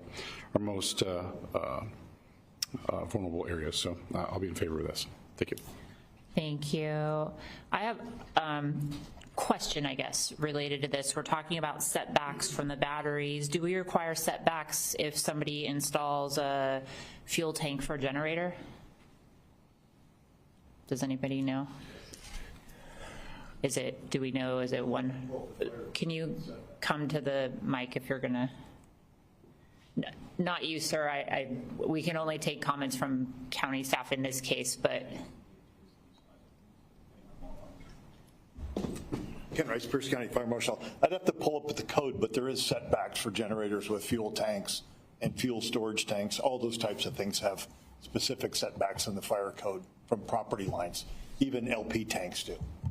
So we do have requirements in the code for setbacks, depending on what's going in. Okay, I think a bunch of people are looking up code right now. Yeah. I see lots of people looking at screens. So, Councilmember Yambe, we're going to go to you. So I have a question for staff on this one. Now, this says an arbitrary 300 feet from all of these entities, but it does not distinguish how large the best storage system will be. And is that, because I'm thinking you could have a small battery and then you say, well, the setback is 300, and I say little battery, like we were just shown there, and it does not distinguish between that versus a larger thing that could catch, the nightmare scenarios that we've been hearing, and so that vagueness in this is alone concerning to me. Because it doesn't distinguish. So it could be someone's small cell phone size battery being a threat equally as a large, what we think of, these big battery systems. Does this amendment distinguish between them? Is that an interpretation that's correct that I'm reading? Chair? Yes. Thank you for the question, Councilmember Yambe. The structure of the code in terms of the way that this was formatted would require that this only applies to 100 kilowatt per hour battery systems. Okay, so larger. 100 is not very big, but yeah, it's not a phone battery. Okay. A typical battery, like a Tesla supercharger in your garage, might be as large as 20 kilowatt hours. And so 100 kilowatt hours is 5 times that size, where these standards would kick in. Okay, that helps me visualize this. Appreciate it. Thank you. Councilmember Ayala. Thank you, Chair. I know that the county and several others, including our fire department experts, have been working on this for a very long time. I want to say months, if not year plus. I'm curious how we landed on 100, kind of the rationale behind 100. And then also, I do want to highlight, and this is a question I asked of staff, that 100 line is from our permitted line, not necessarily from a dwelling. And so that was a very important distinction for me as I continued to do this work. And so I wanted to stress that as a part of the information. Do we have a rationale for the 100 foot? I can't answer that part of the question, and I'll defer to the department regarding where the 100 came from. I can speak to the way that the measurement would be implemented, and that would be between the battery system itself and the perimeter property line of the school or the hospital versus the setback, which is a setback between the battery and the perimeter property line of the property that is accommodating the battery storage system. Thank you. Hello, Ansley Silva, Associate Planner with Long Range Planning, Planning and Public Works. Thank you for that question. The 100-foot set buffer from those sensitive uses, that was determined in consultation with fire staff. It is something we added in that goes beyond the state requirements, but we wanted to address those sensitive uses. Thank you. Thank you, Jeff. Thank you. Councilmember Morrell. Thank you. Come on back. I think you touched on it, that the 100-foot that is currently in there is beyond what the state requires? That's correct. The NFPA 855 or the state requirements they leave it up more up to the local jurisdiction to address land use compatibility. And so knowing that those places have concentrations of vulnerable people that might be difficult to move quickly in an incident like that, we set that 100-foot buffer. Okay. Has the federal government weighed into any of these issues? For this specific buffer, Yeah. Have they not that I'm have any aware codes or guidelines? of. Not that I'm aware of. Okay. Thank you. Thank you. Any other questions? Mr. Kruger, did we happen to find out the answer on gas versus electric I believe it's a 30-foot setback, but I'm not 100% sure of that. Okay. So please, potentially anyone less knows? than. Okay. So other comments or questions on amendment number 4? Councilmember Denson. Just that I'm going to be a no on this amendment. I know that these regulations were developed over a great deal of time, lots of stakeholdering between our fire departments and our fire marshal, and as well as consultation with folks that would be building these facilities so that we can reach our green energy goals. As we've been told, we have exceeded the NFPA 855 standards, which is great. You know, I feel like we always want to go above and beyond for safety, and I'm comfortable with that. And I want to make sure that the regulations are such that we are going to be seeing some projects built, because we need them here to meet our energy goals here in Pierce County. Thank you. Thank you. Appreciate the comments. Any further comments? Not seeing any. All those in favor of adopting amendment number 4, say aye. Aye. All those opposed, say nay. Nay. Motion does not pass. That brings us to amendment number 5. Councilmember Kruger. Wait. Now you can talk. Thank you, Madam Chair. I'd like to move amendment number 5 for approval. It's been moved and seconded. Mr. Kruger, can you tell us what this one does? Yes, ma'am. Amendment number 5 would prohibit battery energy storage systems from located within volcanic hazard areas or from located within areas that are subject to the Shoreline Master Program, which is generally 200 feet from any regulated shoreline in the county. Thank you. Councilmember Kruger to speak to your amendment. Thank you, Madam Chair. This amendment is a basic, simple principle that we should not place critical industrial infrastructure in areas where the county has already recognized a significant natural hazard. So the county already limits certain development in the flood-prone areas because we know that reducing exposure to predictable hazards protects the people, their property, and public resources. This amendment applies that same principle to the volcanic hazard area and shorelines. And, you know, Mount Rainier is an active volcano, and I hear, you know, it's not a matter of if, it's a matter of when. Well, and the consequences of such an event is going to be catastrophic.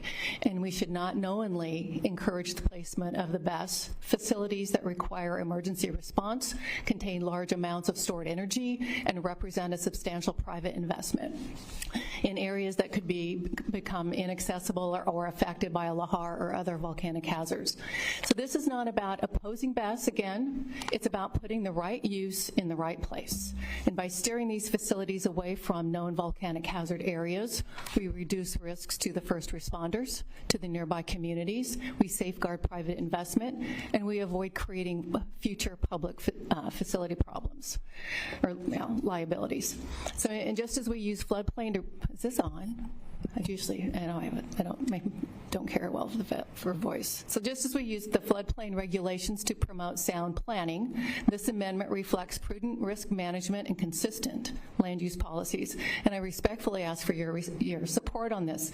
And you know, this version is grounded in the established principles that we'd use for planning. It does not overstate the volcanic risk, but it argues that consistency in a hazard land use regulation is reasonable and a good basis for policy on this. If it can't be in the floodplains, why should it be also in these other sensitive areas? And I'll just leave it at that. Thank you, Madam Chair. Thank you. Are there additional comments or questions from colleagues? Well, I will urge no vote on this one. My reality in thinking about this, if we did have an incident where we could not move fuel to an area and transmission lines were down, this potentially could provide electricity to a medical facility. It could provide electricity to an area or a location. If it's getting its electricity from solar, it is an opportunity for us to actually improve our resiliency by having access to clean energy on site because it's stored locally and not having to be moved. And during a volcanic eruption of this potential size that we continue to talk about, the amount of transmission line interruption is going to be massive. And so these could be potentially lifesavers because they will be a way for a local community or a local business or a local school to continue to generate a little bit of electricity to help support services in this crisis. So I would urge a no vote. I do understand the concerns, but I think the benefits vastly outweigh the concerns when it comes to this one. So not seeing any other lights, so I'm going to ask all those in favor of adopting Council Amendment number 6, say aye. Aye. All those opposed? Sorry, I checked off the wrong one, everybody. I'm going to say it again. All those in favor of adopting Council Amendment number 5, say aye. Aye. All those opposed, say nay. Nay. Motion doesn't carry. So we will go to now Amendment 6, which I just tried to have us vote on. Councilmember Krueger. Thank you, Madam Chair. This one's really simple. I'd like to move Amendment number 6 for approval, please. It's been moved and seconded. Mr. Krueger, can you tell us what this one does? Yes, ma'am. This amendment would require a pre-incident agreement between a project owner and a local fire district related to conditional use permits for battery energy storage systems. The underlying code does require these pre-incident agreements in several other circumstances, but in the case of this legislation, as proposed, if the facility exceeds 600 kilowatt hours of energy storage, they would need to go to the hearings examiner, and so this would get the pre-incident report and an agreement in front of the examiner as part of his review and approval process. Thank you. Councilmember Krueger. Thank you, Madam Chair. This is just simple. It's a little added measure and having it for the conditional use permit as well. Thank you. Councilmember Denson. Thank you. I like this amendment. I feel like the more information, the sooner we have it, the better it is. The easier it is for the hearing examiner to make the right decision and all of the parties that make decisions at the department level as well. So I will be a yes on this amendment. Thank you. Are there any other comments or questions on this one? Not seeing any. All those in favor of Council Amendment number 6, say aye. Aye. Any opposed? Motion carries. Thank you. That brings us to Council Amendment number 7 and Councilmember Krueger. Yeah, thank you, Madam Chair. I would like to move Amendment 7 for approval, please. Second. It's been moved and seconded. Mr. Krueger, can you tell us what this one does? Yes, Chair. This amendment would insert acoustic and vibration standards as conditions that would need to be adhered to for battery energy storage systems. Thank you. Councilmember Krueger to speak to your amendment. Thank you, Madam Chair. So this amendment is about protecting the quiet enjoyment of people's homes through a clear and measurable standard, somewhat clear and measurable. Decibels is difficult, but got to start somewhere. And it, again, does not prohibit the best systems. It simply requires them to operate in a manner that is compatible with the nearby residential neighborhoods. The dominant noise is not from the battery itself, I understand that, but it's the equipment that is supporting it, because it's, the battery in my cell phone isn't noisy, but other things that are used for these systems can be and will be. And that we have learned from other types of energy infrastructure that noise does matter. And in communities that are near industrial wind facilities, residents have reported years of sleep disruption and nuisance complaints related to continuous mechanical noise.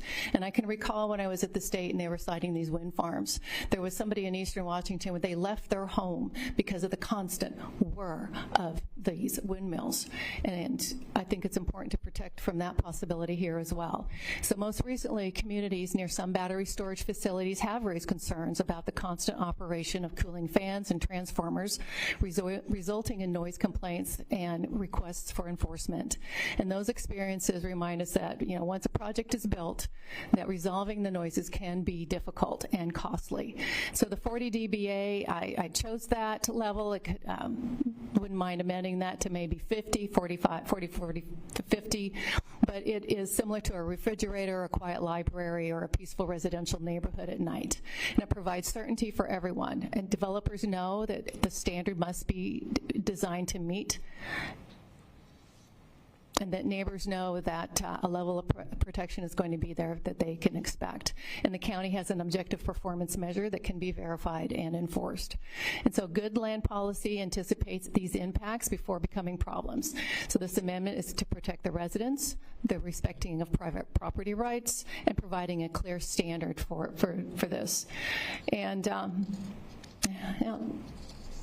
that's all I have to say.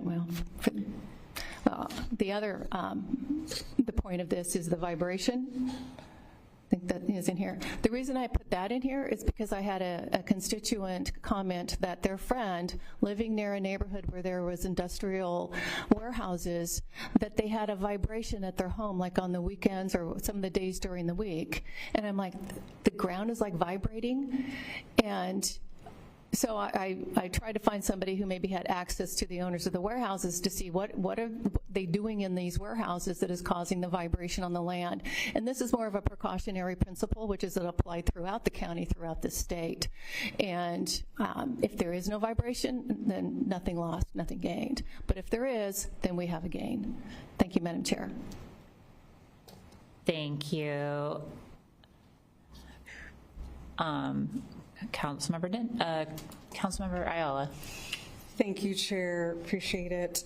We have in our packet a noise level WAC. So WAC 173-60-040 that already addresses the noise work and has some comprehensive language around that. My concern about this particular amendment, and we heard this in study session, one, the enforceability, but two, 40 decibels is us having a conversation. And a lot of the things that do make noise for our battery storage are safety precautions. They are keeping the storage unit cool so we don't go through damage. And so I will be a no on this. Thank you, Chair. Thank you. Any additional comments or questions on this one? Councilmember Krueger. Thank you, Madam Chair. And I can appreciate the comments on that, but just recalling in the dead of night, in the wintertime, it's very quiet, and you can hear conversations. And there's enough noise and complications in the world right now, and having a peaceful night and peaceful days isn't a bad thing. There's going to be interruptions, dogs bark, things like that, but to have a constant humming and constant noise is a source of extreme irritation and can lead to health problems. Thank you. Thank you, Councilmember Krueger. So I will be a no on this as well. I think I live near 512, and that is a constant background noise, and I live underneath the flight path of Joint Base Lewis McChord. I chose to live there because it's where I could afford to live, but now I don't hear it anymore, except with a couple of the planes, and then the whole house shakes, but it's where I am. And while I appreciate that this is a new technology, these are new sounds, this is new, nobody asked me or planned to make sure that that didn't happen to my house, because we needed an Air Force base and we needed the roads to move people around. We need electricity, and this is a way to get clean electricity, store it for later, and keep it close to where we're going to use it, which all good things. So while I appreciate the concerns, and I absolutely do understand, I just think we need to let this technology get tried in our county and see what we can do. So would urge a no vote. All those in favor of adopting Council Amendment number 7, say aye. Aye. Any opposed? Nay. Motion does not carry. Thank you. We now have amendment number 8. Councilmember Krueger, we're going back to you. Thank you, Madam Chair. I think I'm going to miss this is my last one. I think it is. I'd like to move amendment number 8 for approval, please. It's been moved and seconded. Mr. Krueger, to explain what this one does.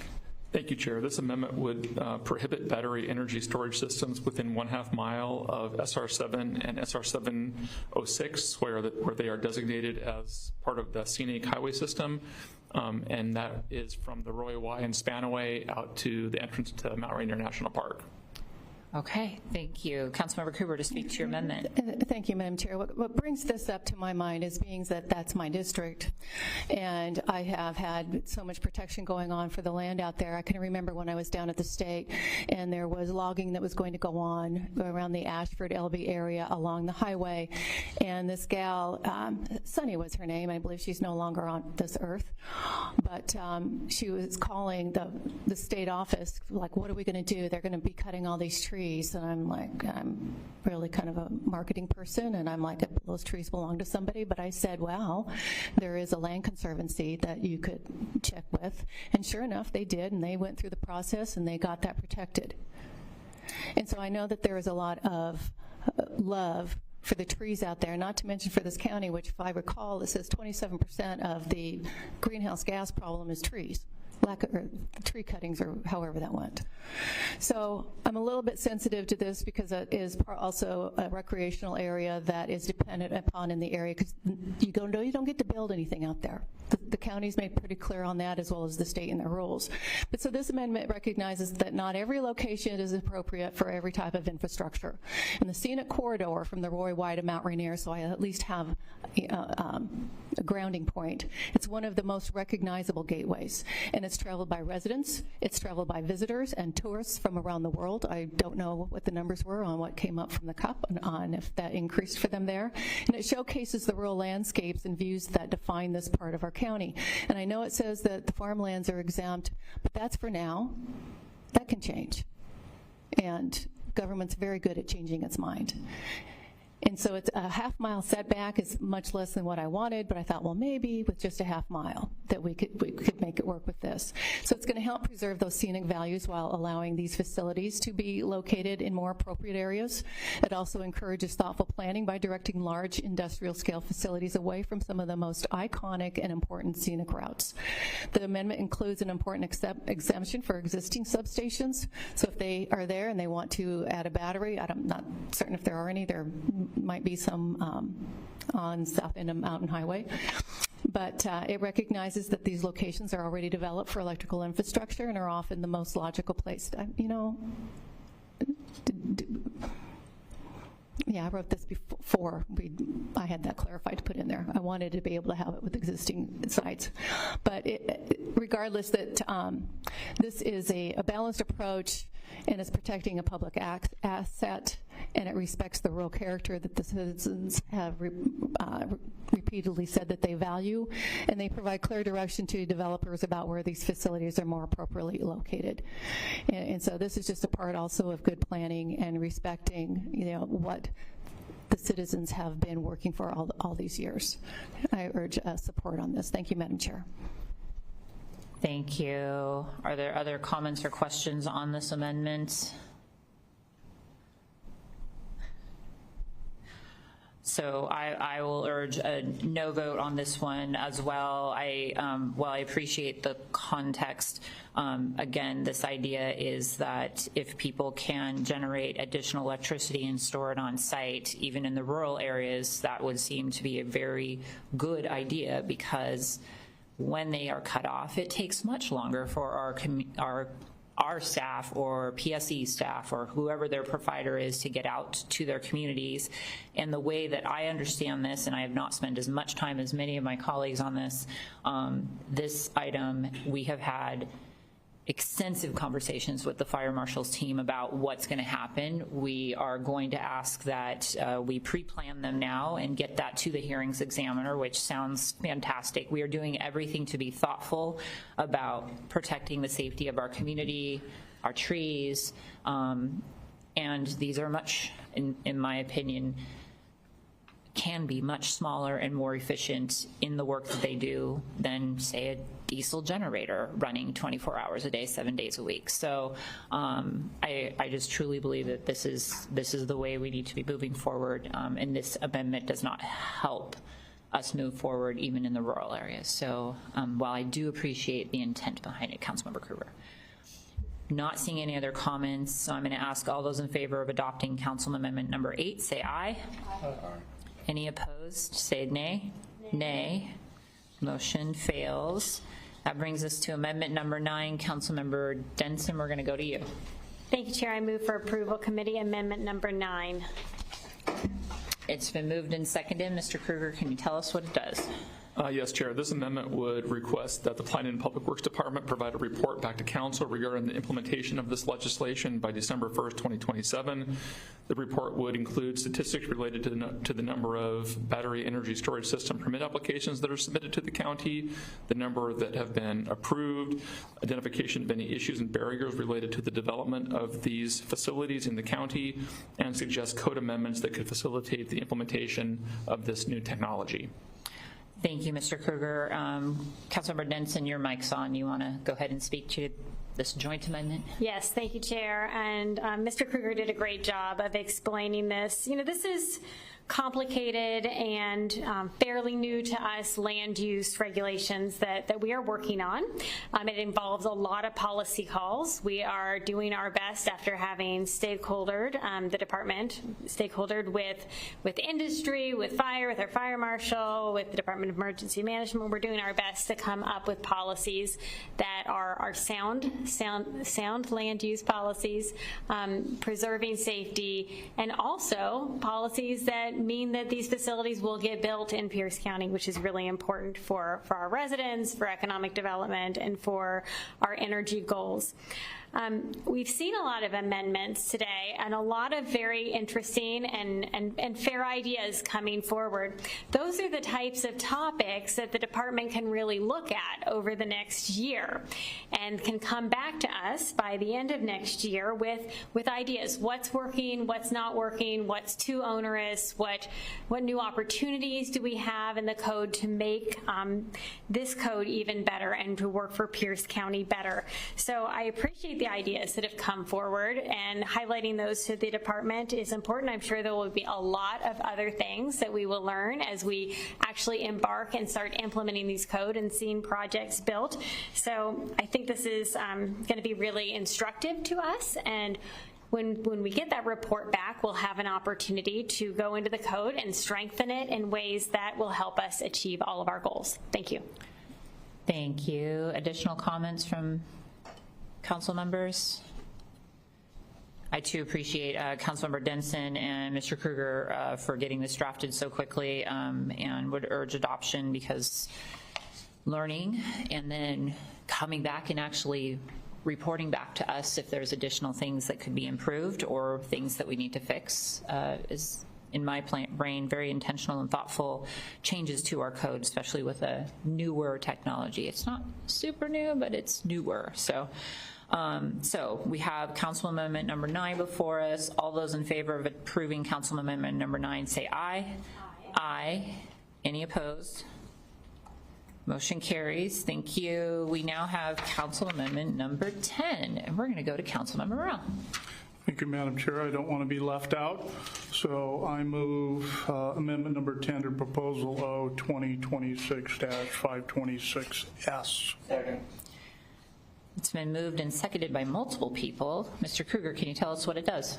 Yes, ma'am. Thank you. This amendment would do two things. First, it would modify the threshold by which battery energy storage facilities are regulated in the county. Currently, the proposal would create a distinction at 600 kilowatt hours of storage, by which facilities that are larger than that would require a conditional use permit. This amendment would change that threshold to 2 megawatt hours. The statutory development regulations that are included in the proposal, including design standards and that sort of thing, would continue to apply for projects that are smaller than 2 megawatt hours of storage capacity, but they would not require a conditional use permit. Facilities that were larger than the 2 megawatt threshold would require hearings examiner approval. Furthermore, this amendment would clarify that battery energy storage systems that are located on the site of an existing electric substation would be permitted up to the 2 megawatt hour threshold. I'm happy to take any questions. Thank you. Thank you. Councilmember Morrell, to speak to your amendment. Thank you, Madam Chair. I appreciate the council's consideration of this amendment. I think this separates out the big ones from the little ones, and this follows similar code that King County passed. And, you know, I think there again, this is for the smaller systems, but these are energy storage systems that are both within commercial, industrial, and residential resource, accessory when the total capacity is 2 megawatts or less. A lot of the projects that are happening in my area are small solar array projects that will not be generating the 5 megawatts and beyond. And I don't want those projects getting hung up in a conditional use permit. I want to be able to give homeowners also the option to make a choice between a generator and a battery backup system. Also, if any of our commercial businesses want to have their own backup system, I think would be good. And there again, these are smaller units. They're not the bigger ones that we've kind of talked about. But I think there again, these would be for charging on-site vehicles, and there may be this year the council was notified about the first solar array that was put on a warehouse roof, which is Goodrich Northwest, put a solar array. Their PSC is about ready to throw the switch on that one, but they don't have any battery backup for that. So they would love to be able to have that because if things go down, they have a lot of refrigeration there that they are needing to have backup on, and currently they don't have a generator system, nor do they want to buy a generator system. So I think this would help in small targeted solar projects like that. So I would urge your support of this. Thank you. Thank you. We are going to go to Councilmember Kruger. Thank you, Madam Chair. Is this something that it would save a nice amount of dollars that you don't have to go through the CUP? Mr. Kruger. This conditional use permit process does cost several $1,000s and takes time. So I mean, I would say dependent upon the size of the proposal that's being considered, yes, it could save some applicants from having to go through that process. No, I think that's a good thing. Thank you. Thank you, Madam Chair. Thank you, Councilmember Kruger. Councilmember Denson. Thank you, Chair. I am going to urge support of this amendment. We have certainly learned a lot about these systems, not nearly as much as Mr. Kruger, I think, and certainly not as much as our staff knows. But in all of the discussions and in reviewing the ordinances and regulations of some of our neighbors, it seems reasonable for systems of this size to make it a little bit easier to permit and move forward in a cost-effective way. So I will be supporting this amendment. Thank you. Thank you. Councilmember Ayala. Thank you, Chair. I like the idea, but I have a few safety questions. So 600 kilowatts to 2 megawatts, that's about a 3.3 increase. And I'm curious, from a safety standard, what are we now needing to consider? If anyone can speak on that. I can speak to it to some extent. So anything over 600, so the 600 kilowatt threshold appears to come from NWPA standards that at that particular level start requiring things like this pre-incident report and enhanced safety measures. The National Fire Protection Association standards related to this use have very prescriptive standards based upon the particular battery system, so the type of system and the size of the system that's being installed. And so there is not one size fits all. A 2 megawatt facility is about the size of a standard cargo container. So it would be 20 feet long, 8 feet tall, 6 feet wide. Typically, they're surrounded by, some sort of bollard or other equipment that would preclude vandalism or damage. That's a 2 megawatt facility. Often they can be within buildings so that you don't even see those facilities. And to your point, they're about 3 times larger than the 600 kilowatt threshold that's currently embedded in the code. I would note that the section of code that deals with standards in the Pierce County model that you're considering this afternoon kicks in those additional requirements at 100 kilowatts. And so that's when the additional requirements start to apply, which is beyond the size of a residential scale battery system. But they don't change once you get larger than 100 pursuant to the Pierce County regulations. The National Fire standards would, again, dependent upon the size of the facility and the type of battery that it is.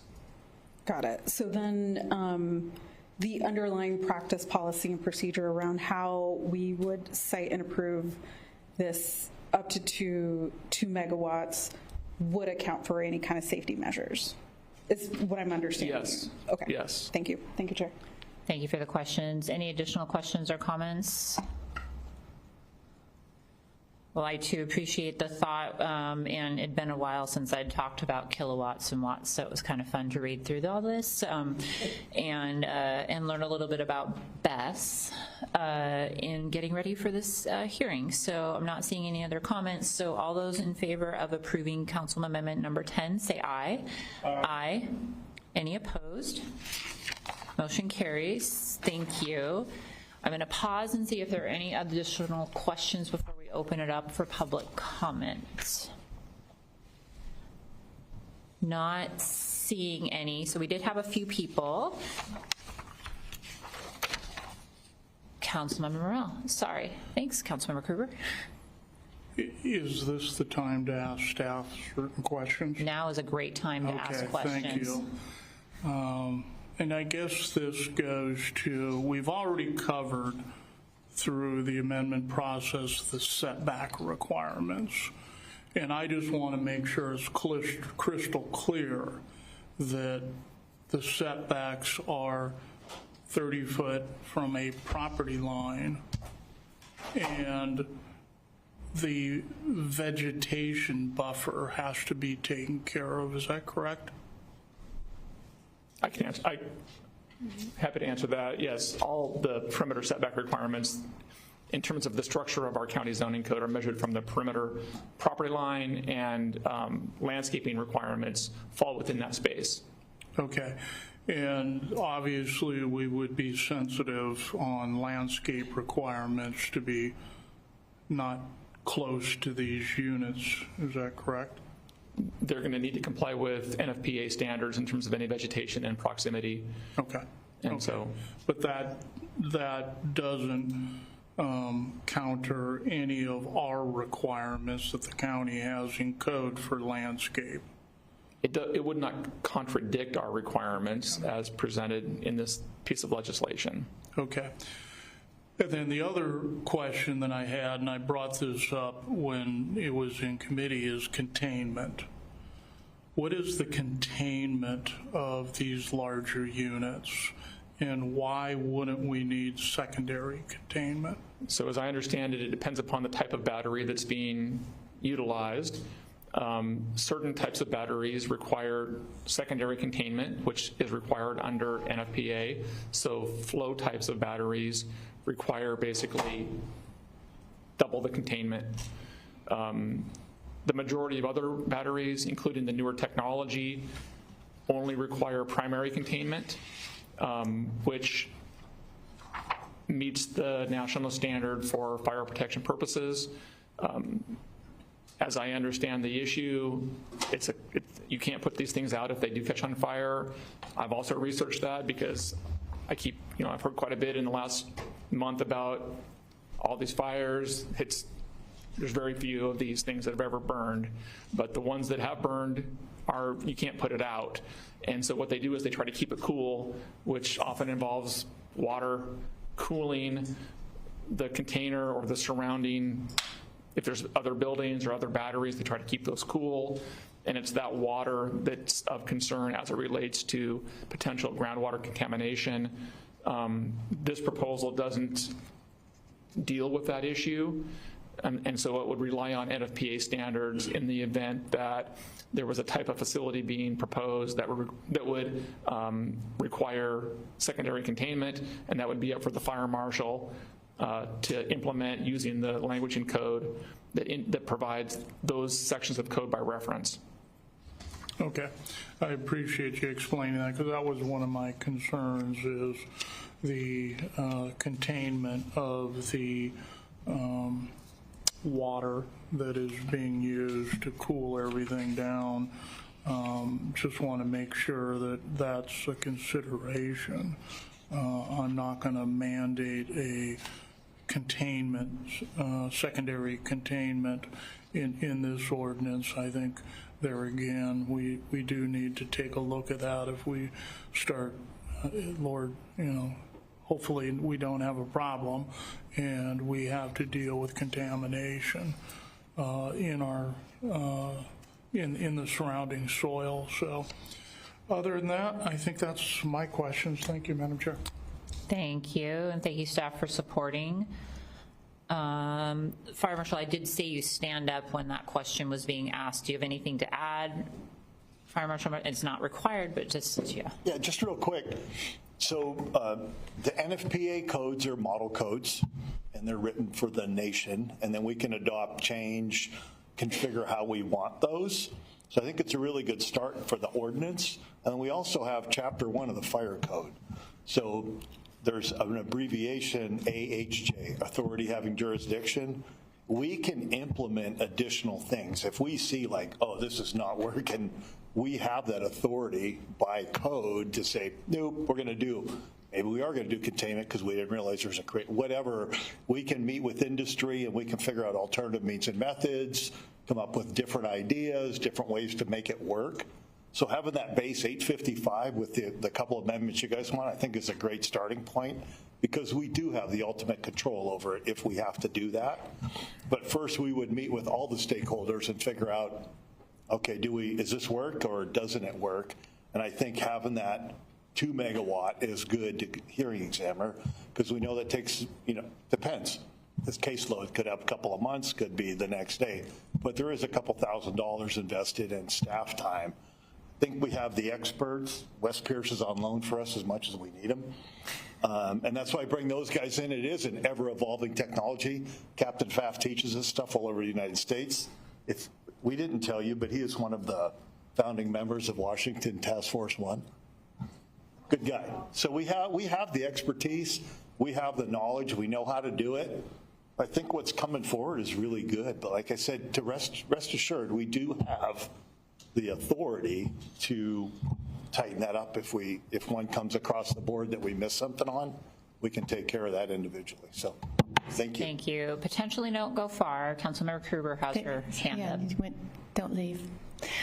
Thank you, Madam Chair.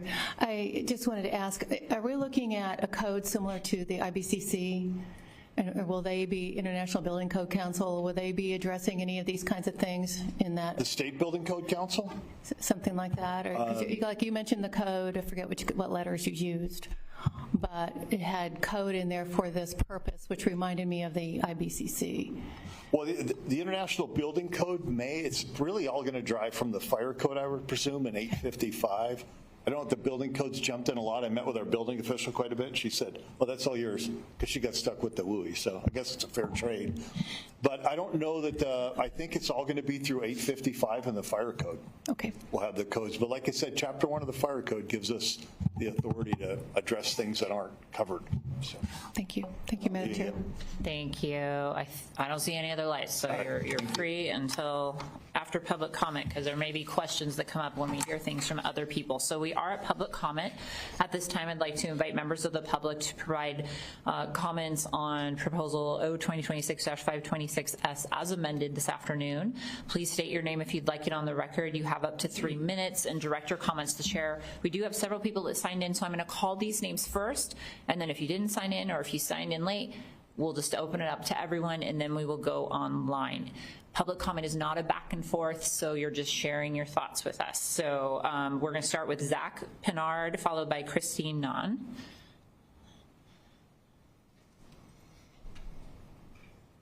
Okay, thank you, Chair Hitchen, council members. My name is Zach Pinard, and I'm here on behalf of Clean and Prosperous. I want to start by thanking the council and staff for this ordinance. It's the product of a year of careful work with the fire marshal, fire districts, PSC, Commerce, many other stakeholders. The proposed ordinance, as recommended by staff, effectively balances public safety and responsible clean energy development. Pierce County ensures meaningful public oversight and site-specific review by requiring a conditional use permit for utility-scale battery energy storage systems, or BESS.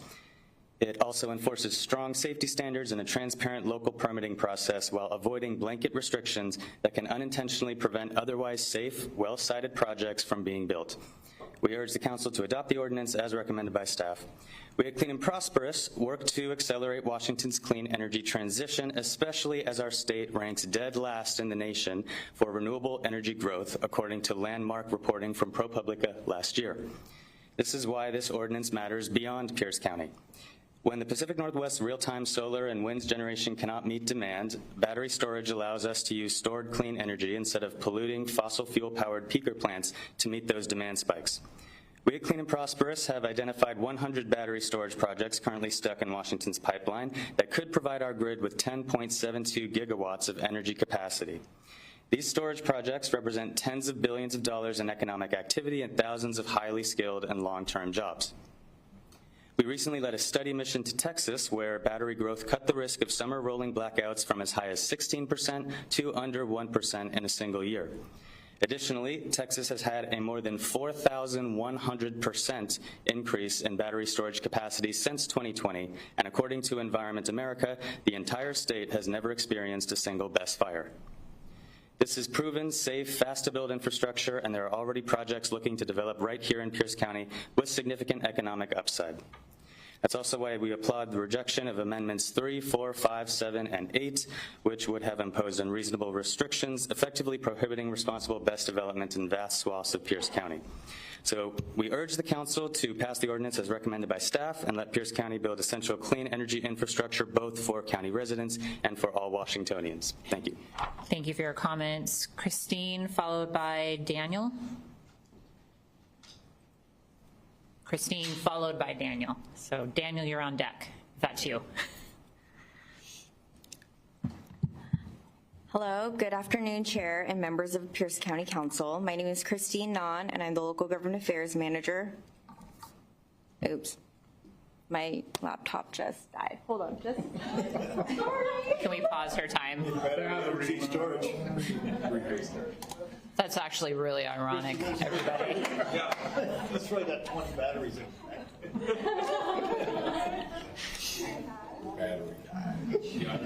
Well, I have backup, so. Nice. Okay. My name is Christine Nahn.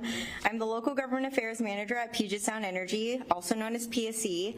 I would like to take a moment and comment on proposed ordinance number 2026-526S.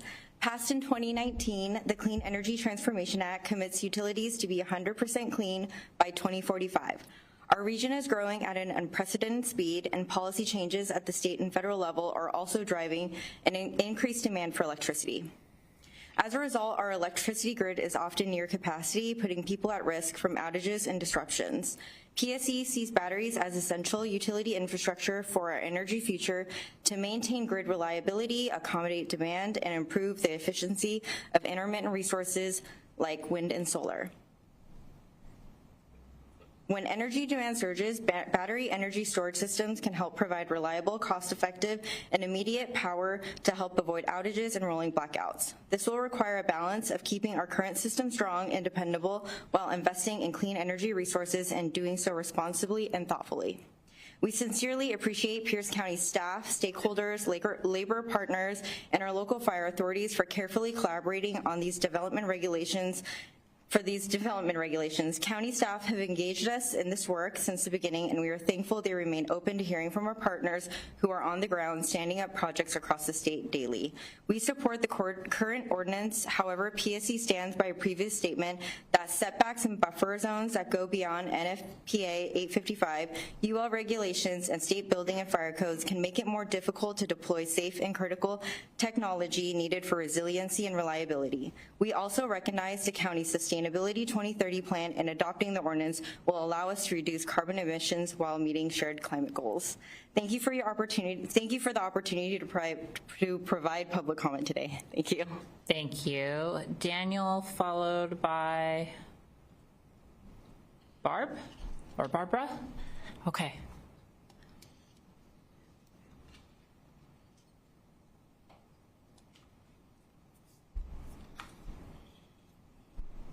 Hi, my name is Daniel Park, and I disagree with some of this, and I'll explain to you why. What the power companies are not talking about, and what everybody here is not talking about, battery storage has to be for everybody, not just certain people. And I'm going to give you some statistics I looked up. I got my power bill today.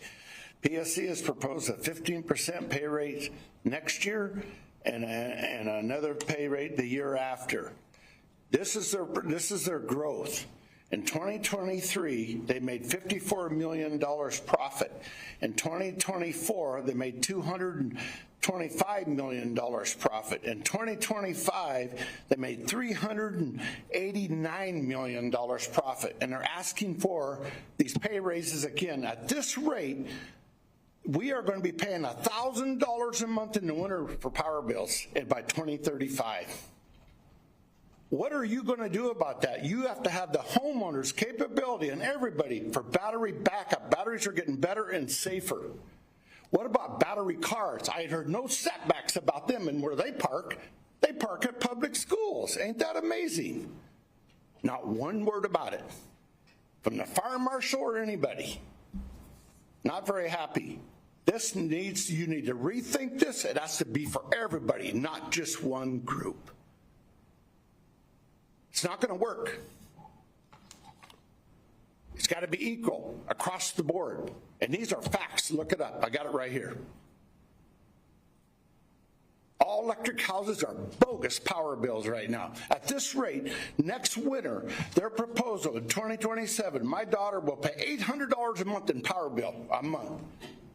How are people going to afford this? Has anybody considered that? Now take your property taxes on top of that. And I heard earlier about low-income people getting lower taxes and this and that. What about the middle-class people? You're driving people out.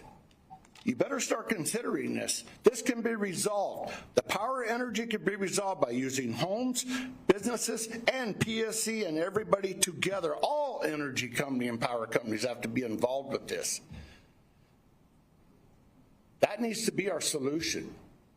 Not catering and having a monopoly again.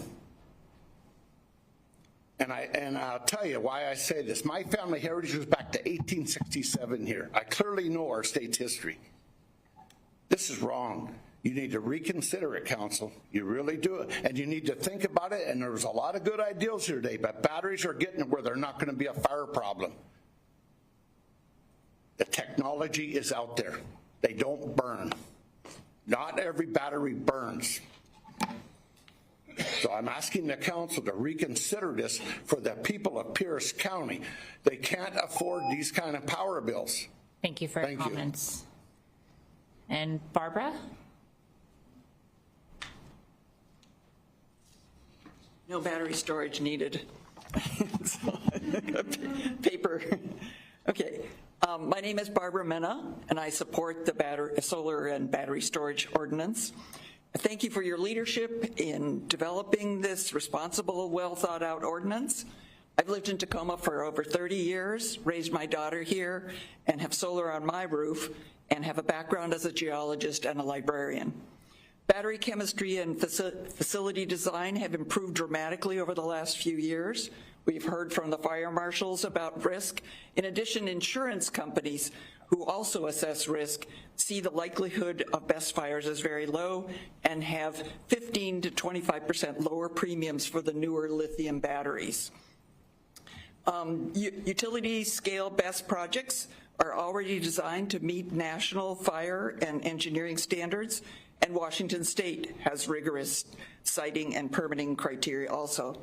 Additional setbacks do not improve battery safety, but they do reduce the number of suitable sites to build on, making local clean energy development more difficult or impossible. We have already learned to regulate and live with other energy infrastructures that have fire and explosion risks, such as gas stations, natural gas pipelines, and power lines. Washington State is very late to the battery storage arena. Texas and California lead the nation in utility-grade battery storage, and Washington is dead last, so of all 50 states. This year, Texas became the country's leader in battery storage with about 15,000 megawatts to California's 14,000. Washington has 25 megawatts, so 25 compared to 15,000. Heavy battery investment in Texas and California has greatly reduced their electrical outages and brownouts. From 2020 to 2024, Texas utility battery capacity increased tremendously with no additional BESS fires in the over 100 facilities. Now we must address our rising needs for electricity to avoid future outages and brownouts. Battery storage is an essential component to meet our clean energy and grid stability goals. Delaying this ordinance would delay Pierce County's clean energy future. Without sufficient battery storage in Washington, PSE would have to plan for an alternative scenario to meet our energy needs, which means several gas peaker plants, which ratepayers would then be paying off for decades to come, even as battery storage becomes the cheaper option. This proposed ordinance strikes an appropriate balance between public safety and responsible clean energy development. I urge you to pass this ordinance as is. Thank you. Oh, and I have 79. Do you want to hand them to the clerk? And okay. Is there anyone else in chambers? That's all who signed up, but you're welcome to come to the podium and provide up to 3 minutes of comments as well.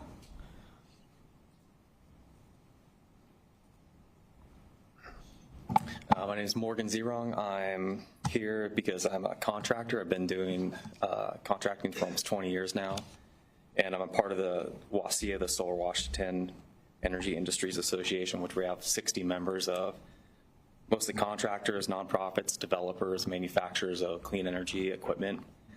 And so I had a plan, but I completely scrapping it and going somewhere else. But to answer your question about the storage size, I think there's a huge misconception of these rules and regulations and the size of the systems.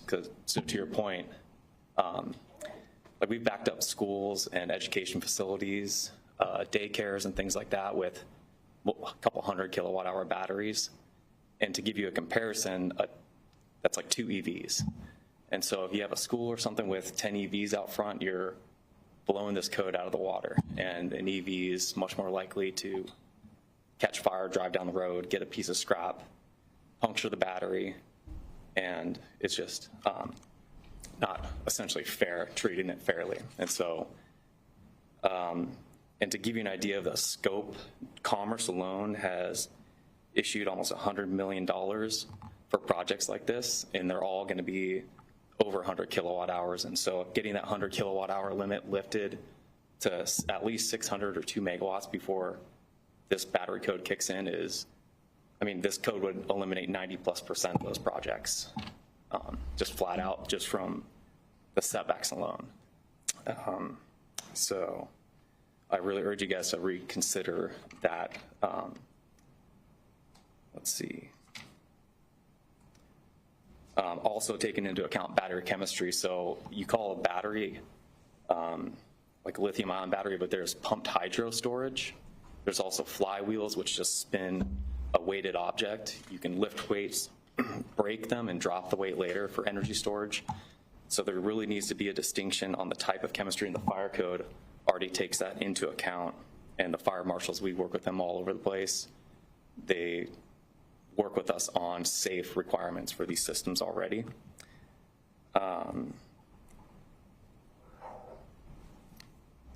Yeah, that's pretty much it. I just urge you guys to consider the size requirements and what's feasible for small scale, the actual hazards of those versus a large multi-acre commercial facility meant not for backup of a facility, but for grid resilience. And I guess one more thing, the reason this is all getting really popular is because to put more power lines through the Cascades can be set aside if we have storage over here.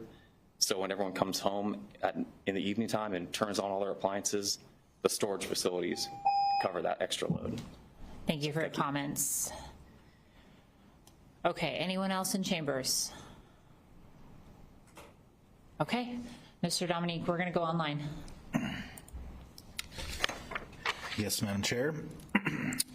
Good evening. For any member of the public wishing to provide comment to the council on proposal number O 2026-526S, please press the raise hand icon in Zoom or *9 on your telephone keypad.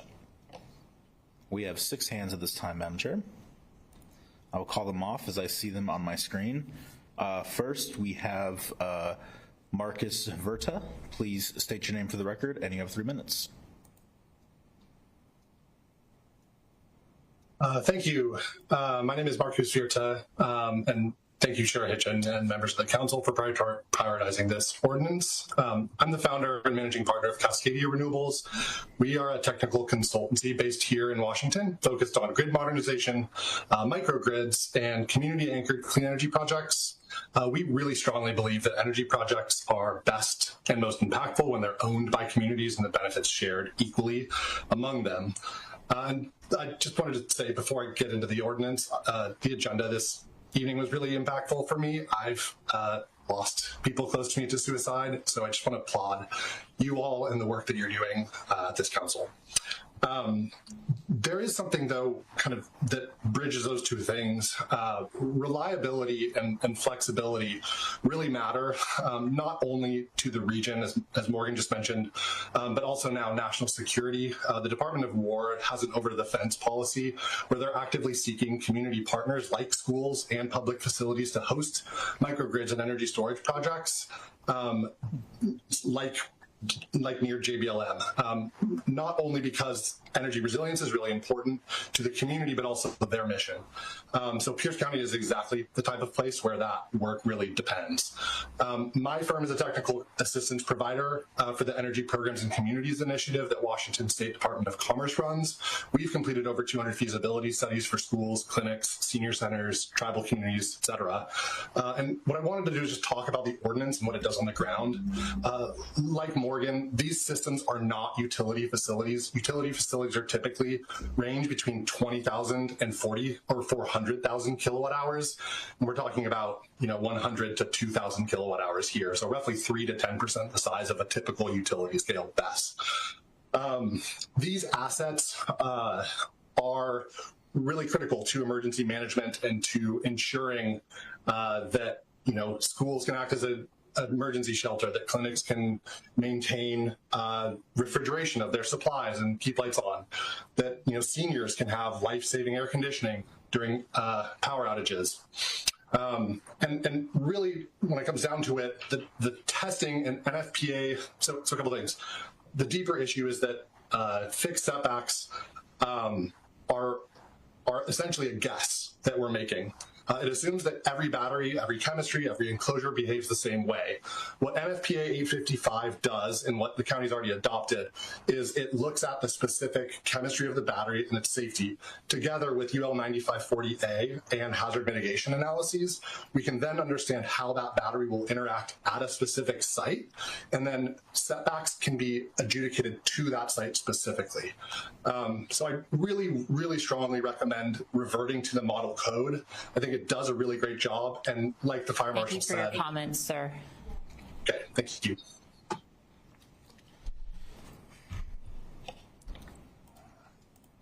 right, next we have Breck's iPhone. Please state your name for the record, and you have 3 minutes. Hello, Dr. Breck-LeBeg. Can you hear me? We can. Thank you very much. Greetings, Chair Hitchin and members. I'm Dr. Breck-LeBeg, a retired Air Force public health physician and now co-chair of Washington Physicians for Social Responsibility Climate and Health Task Force. Thank you for the opportunity to urge BESS adoption. Now my story. One winter when I was 12, before my father left for a weeks-long construction job, he handed me an axe, pointed at the woodpile and said, "Keep the stove burning." Energy in dead trees, children kept us warm. Now we turn up the thermostat. Lights usually work. But you know that a fossil fuels energy future is uncertain. Free solar energy stored in BESS sites is the best solution. Naysayers must offer a feasible alternative to say no BESS. Breck, your phone is breaking. Breck, your phone is breaking up. I don't know if you have video on for Zoom. If you want to make sure that you're not moving around and then continue your comments. Yeah, thank you. Ma'am, I'm so sorry. I probably I'm actually up. I'll continue. We hope we get some of it.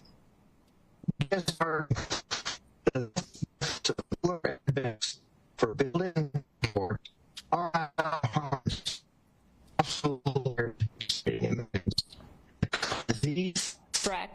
Breck, we're gonna pause you and go to a couple other hands, and then we'll try you again. And by my math, in about 15 minutes, and maybe you'll be in a different location and have a better signal. And if we can maybe remember that he's got about 2 minutes left.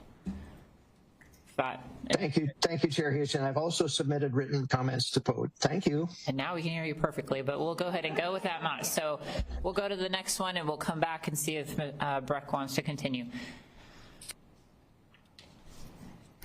All right, next we have James Ward. Please state your name for the record, and you have 3 minutes.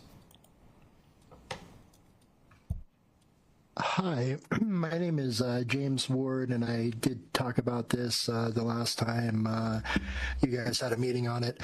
I really like what the gentleman, the first speaker, his name was Daniel Park, said about everything having to be equal.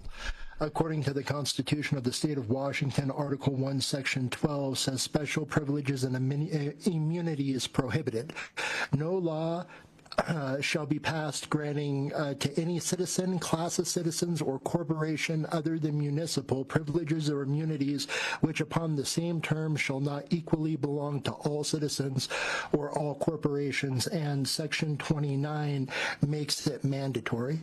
And actually, Section 25 makes it prosecutable by information. So we should all have the equal ability to either have batteries or not. The issue here is Washington Washington State is not Texas, it's not California, and we get to hear from a lot of contractors and a lot of people who are circling like wolves after the schools and the government facilities, and they want to build power banks. And if one of these power banks gets shot, then it just catches on fire. And 30% of that material goes up into the atmosphere and it comes back down.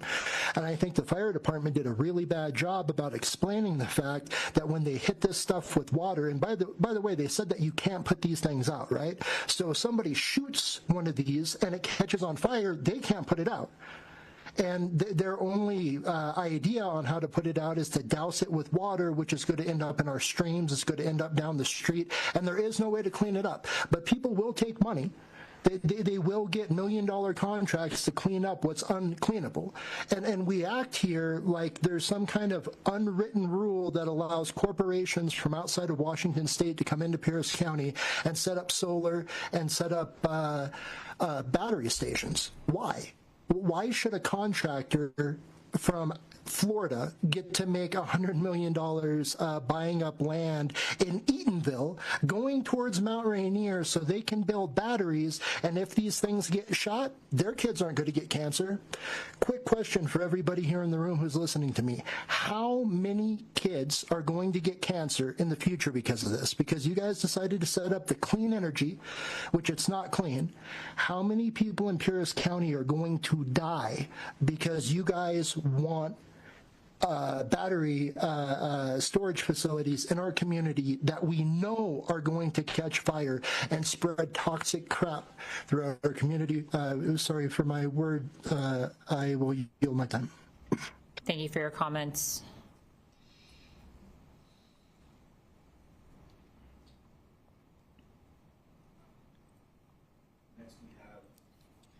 Next we have Drew Libowitz. Please state your name for the record, and you have 3 minutes.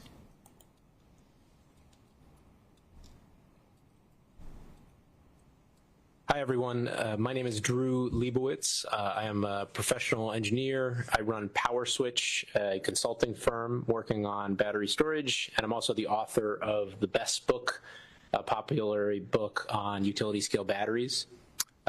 First of all, thanks everyone for this session. I think it's a quite complex issue, and I really appreciate the council's consideration of all the standards and the thought that needs to go into these types of regulations.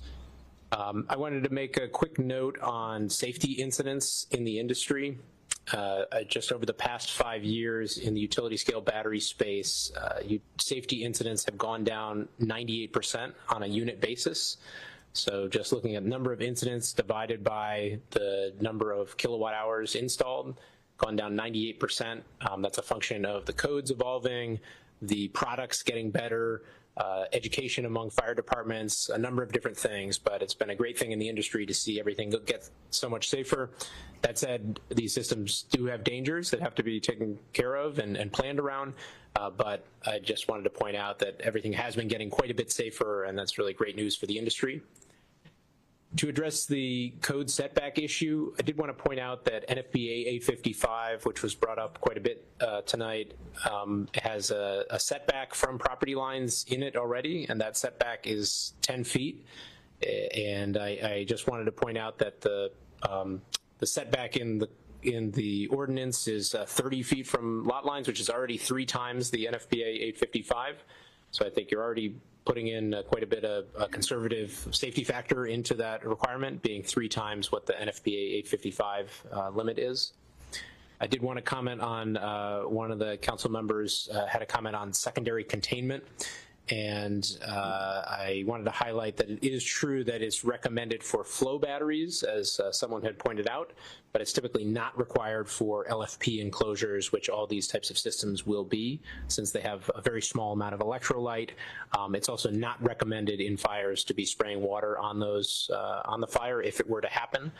So there is a potential for contamination, but it would be very rare, and it would be against the guidance on taking care of those fires. And lastly, I just wanted to mention that a number of the projects that are going to be developed in Pierce County are under the Puget Sound program, which is a VPP, a virtual power plant. And it's a really cutting edge way to deploy batteries. Instead of having a really large installation, you end up having very small or smaller installations with several containers as opposed to these really big ones with hundreds of containers. And so that by its nature is safe, and it's also a really cutting edge application that very few places of the country are doing. So thanks again for your time, and I see the rest of my time. Thank you for your comments.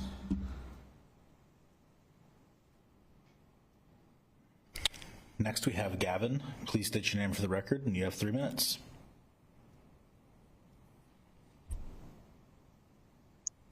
Yeah, my name, Chair Hitchen and members of the council, my name is Gavin Tenold, and thank you for the opportunity to comment. I'm the owner of a solar and energy storage installation company working statewide as well as the Idaho Panhandle located in Spokane. Your as amended proposed restrictions on community-sized BESS systems is really concerning to an installer such as myself. The language in front of you, as amended, will only allow community-sized BESS on the largest of parcels in Pierce County. Setback preclusions and building clearances, such as those in your amended draft, would have stopped the development of systems such as those my company recently installed at a police station in north central Washington, or will be installing next month on an elementary school and another at a hospital in southeast Washington, or at a public water supply on agricultural land in central Washington. All of these systems would not have been possible if such an ordinance would have been in place in their respective counties or jurisdictions, meaning the communities and the public agencies would not have the benefit of the backup power during emergencies, nor the daily energy savings associated with owning a battery energy storage system on their side of the electric meter. Pierce County appears to be passing an ordinance that strips building owners, including community agencies and the government itself, from owning and operating BESS, but blessing Puget Sound Energy's utility scale projects. I know such comments such as mine are coming late, but I respectfully recommend that council returns this battery ordinance to staff for another round of technical engagement and edits. Thank you. Thank you for your comments.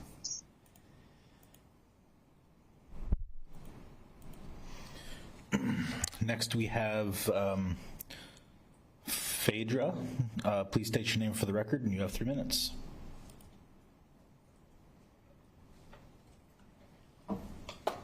Thank you. Can you hear me okay? We can. Fantastic. Chair Hitchen, members of the council, I appreciate the opportunity to comment. My name is Phaedra Beckert. I'm the Executive Director for the Washington Solar Energy Industries Association, or WASIA. Our members are the businesses that develop, install, and manufacture solar and battery storage projects across Washington state, everything from residential rooftop systems to community and commercial scale installations, like several of the folks you've heard from today. We only learned about Ordinance 026-526S last Thursday through our member. We share the county's goals of public safety and grid modernization, and yet we respectfully oppose the battery storage provisions as currently drafted.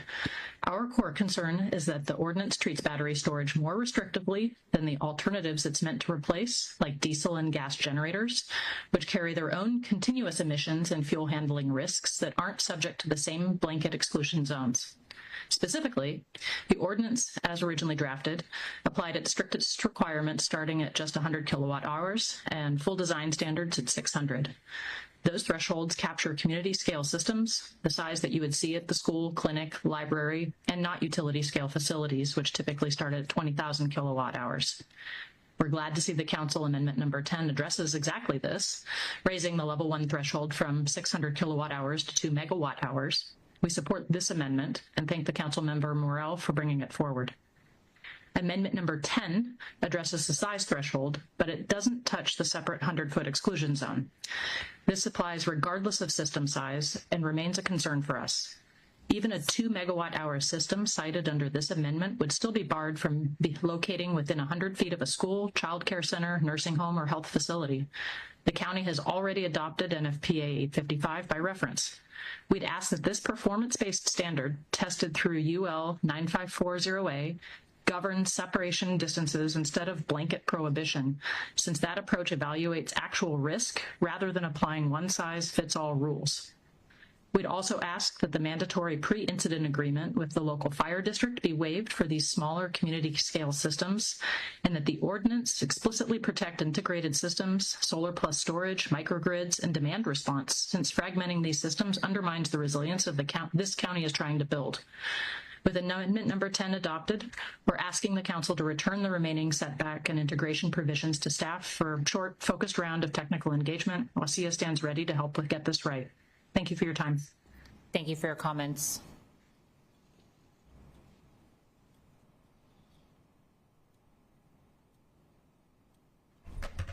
Next, we have Ben Lexenberg. Please state your name for the record, and you have 3 minutes. Hello, my name is Ben Luxembourg. I'm a co-founder of Mammoth Summit Power, a battery energy storage development company focused on the Puget Sound Energy Electric Service Territory. Thank you for the time to all the council members, and also a Marine Corps veteran, and very much appreciative of all of the support that Pierce County is providing to veterans, as discussed at the beginning of this session. I would echo some of the sentiments that others have noted here around the conservatism, around the setbacks of this particular ordinance, but we do believe it is important for the county to make progress on passing legislation that will enable battery storage development, and as was noted by council members, that the ordinance can evolve over time to support changes in the industry and the technology. We would note that certain other jurisdictions like Whatcom County in Washington, or other jurisdictions around the country, have sometimes taken a different approach around having different setbacks or permitting pathways by zone, as well as more categorization or buckets by the size of the batteries, often with a segmentation around 5 megawatts. But overall, we are supportive of the county moving forward with the ordinance today with the 30-foot setbacks. Otherwise, I did just want to emphasize that these battery projects provide a lot of other benefits to the county. In addition to the grid resilience, they do create jobs and often typically pay prevailing wages, which is often for union labor. That includes apprenticeship requirements, which also include many veterans. These projects generate property and sales and use taxes, which the county or other jurisdictions where they get developed can make use of for the residents of those counties or jurisdictions. And they also, as noted, do provide grid resiliency benefits and can bring down the cost of energy that would otherwise have emerged by reducing some of the energy costs that PSE itself faces and those of its consumers. Thank you. Thank you for your comments.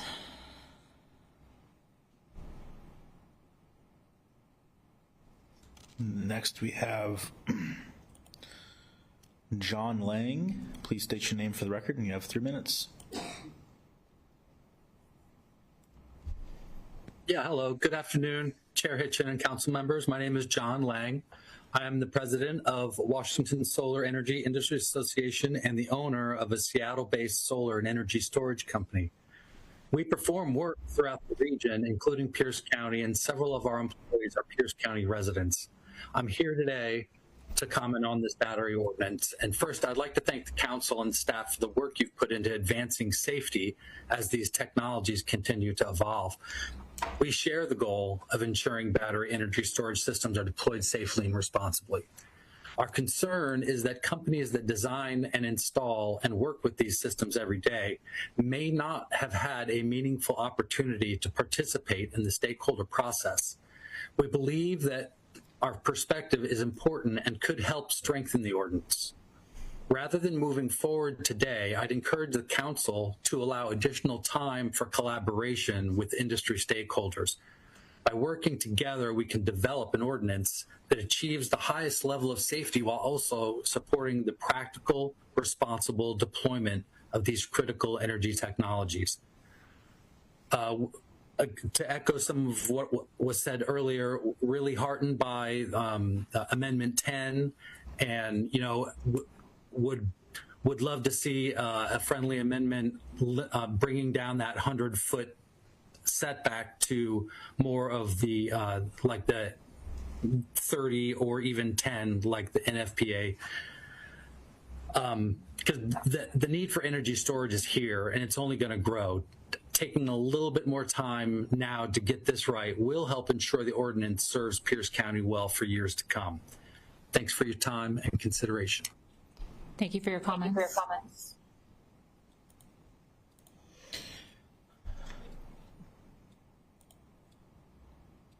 Okay, Breck, we're coming back to you. We're gonna do 2 minutes and see if we can hear you better. All right, Breck LeBeg here again. How is this? That seems pretty darn good. I've given you your second example of battery failure. It turns out the earbuds only last 3 hours and they expired. So thank you for giving me a second shot. I'll only have a couple more comments. To say the WPSR, Washington Physicians for Social Responsibility, concludes that the health benefits of solar and BESS for buildings and transport far outweigh the harms of fossil fuel-fired generating emissions that cause disease, disability, and death from heart, lung, and brain disease, and importantly, shifting the cost to the healthcare system and raising insurance rates. You know that if we keep doing what we're doing, we'll get more of what we got. It's true in health and many other things.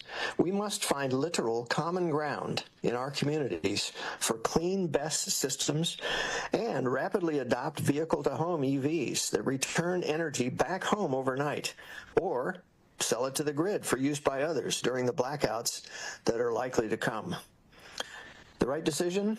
We say collect, store, and use free solar energy for healthy people and our planet. For questions or more information, visit us at wpsr.org/climate.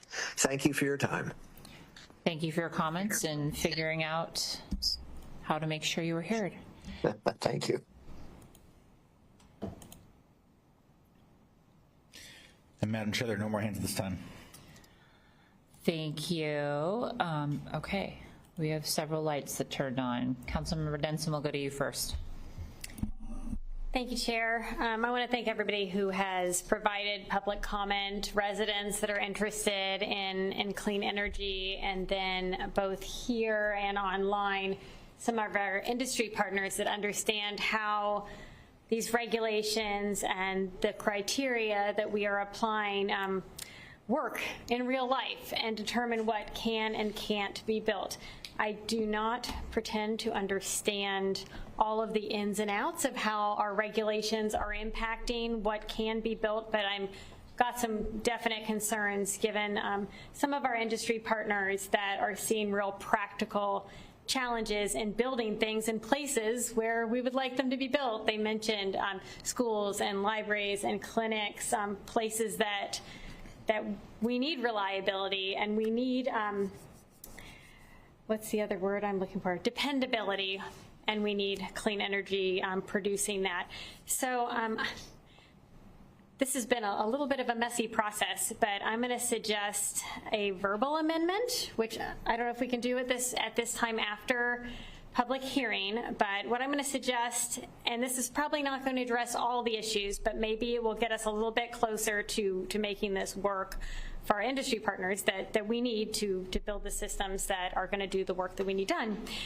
So Exhibit B, which is on page 19, starting on line 11, I'm going to suggest that we remove item 18A.46.030, B subsection 1A through E. And so that removes the use prohibitions that include battery energy storage systems not being permitted within 100 feet of the perimeter grounds of entities like elementary schools, playgrounds, childcare, nursing homes. I think the intention was for safety. Let's get a second before you start debating. So, okay, it's been moved and seconded. I'm almost done. I think most of us, when we read this, we're thinking of safety of these facilities. But in reality, we need these systems with safeguards in place with our federal and state guidelines, as well as the additional guidelines that we're imposing. We need them to be able to cite to support the health and sustainability and dependability of electricity here.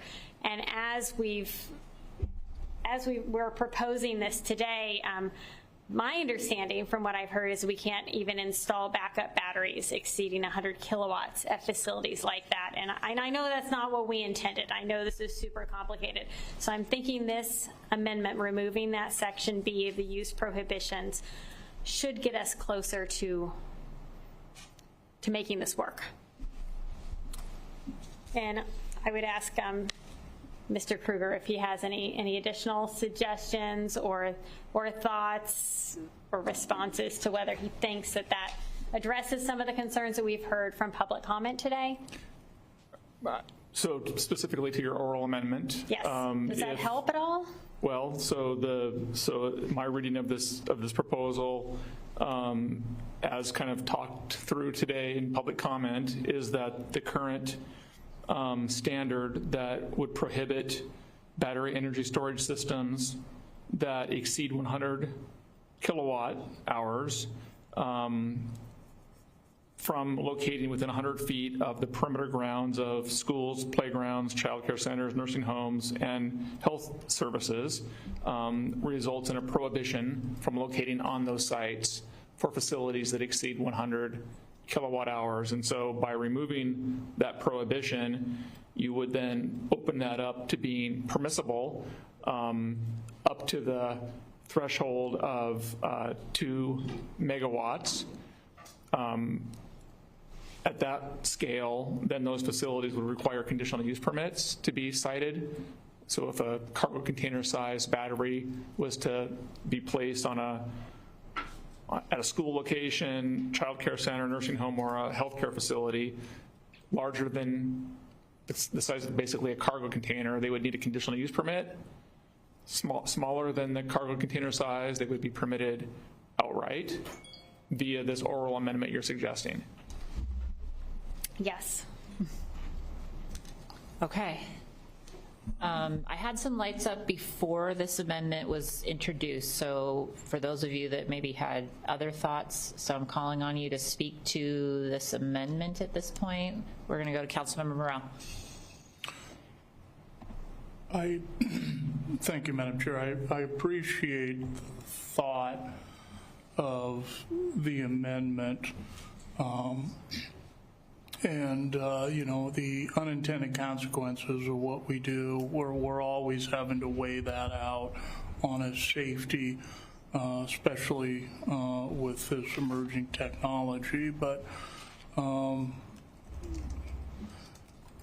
I guess we have to dispose of the amendment before we offer a continuance to August 4th.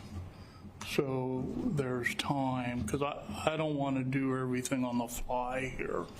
So I would prefer if we just continue it to August 4th to have the industry feedback, to have more discussion with staff and with everyone, then to just kind of amend it on the fly here. So anyway, but we have to dispose of the amendment. Thank you. If there was concurrence from the maker of the amendment to potentially take that action, Ms. Long, can we withdraw or I can ask if the body minds it withdraw because it belongs to the body because it's been first. See, I'm remembering. Correct. Yes. Councilmember Denson. I am agreeable to that. This was one move that I think that will help, but I also do not like doing things on the fly, especially with something that I've learned so much recently about, but there is a lot to this, and a lot that we need to talk to industry as well as our fire marshal and professional planning staff as well. So I'm supportive of continuing it, and I would happily withdraw this amendment, and we can consider it at a different time. Is there any objection to withdrawing, to not considering, to table, what's the right term? It's just withdrawing, so there's no objection to withdrawing the motion. Any objections? My brain hurts, everybody. Okay, so we don't have an amendment on the table. We have a not formal motion to do, and now I have a bunch of different lights. So Councilmember Kruger, am I going to you? But Sure. Okay. Thank you, Madam Chair. I'm wondering if we're going to continue this, can there be some kind of a study on what happens to electrical rates with all of this going on? My understanding is Puget Power is going to be getting, they've done like a 12%, and they're looking at another 12, and then like another 15% rates through the utility in order to do what they do. Because it's a Sir. So Sir. I think it would be prudent to have an understanding of the connection with this build out, what is happening with the taxpayer, because the taxpayers are the ones who are constituents of those who are doing the work to build this. And so it's important that they stay fluid and whole in their finances in order to patronize any of these services. And I'm truly concerned with what's going on. Okay, thank you. Vice Chair Herrera. Just to be clear, we're going to continue the whole ordinance for another day, or just that amendment, possibly? Oh no, the whole ordinance gets continued to, Okay. Yeah. Okay, I just being very, very clear on that. Okay, that's all. Okay. Councilmember Morrell, do you formally want to make a motion? Yes, thank you, Madam Chair. At this point, I make a motion to roll all amendments into a substitute on ordinance 2026-526S and continue it till the council meeting of August 4th.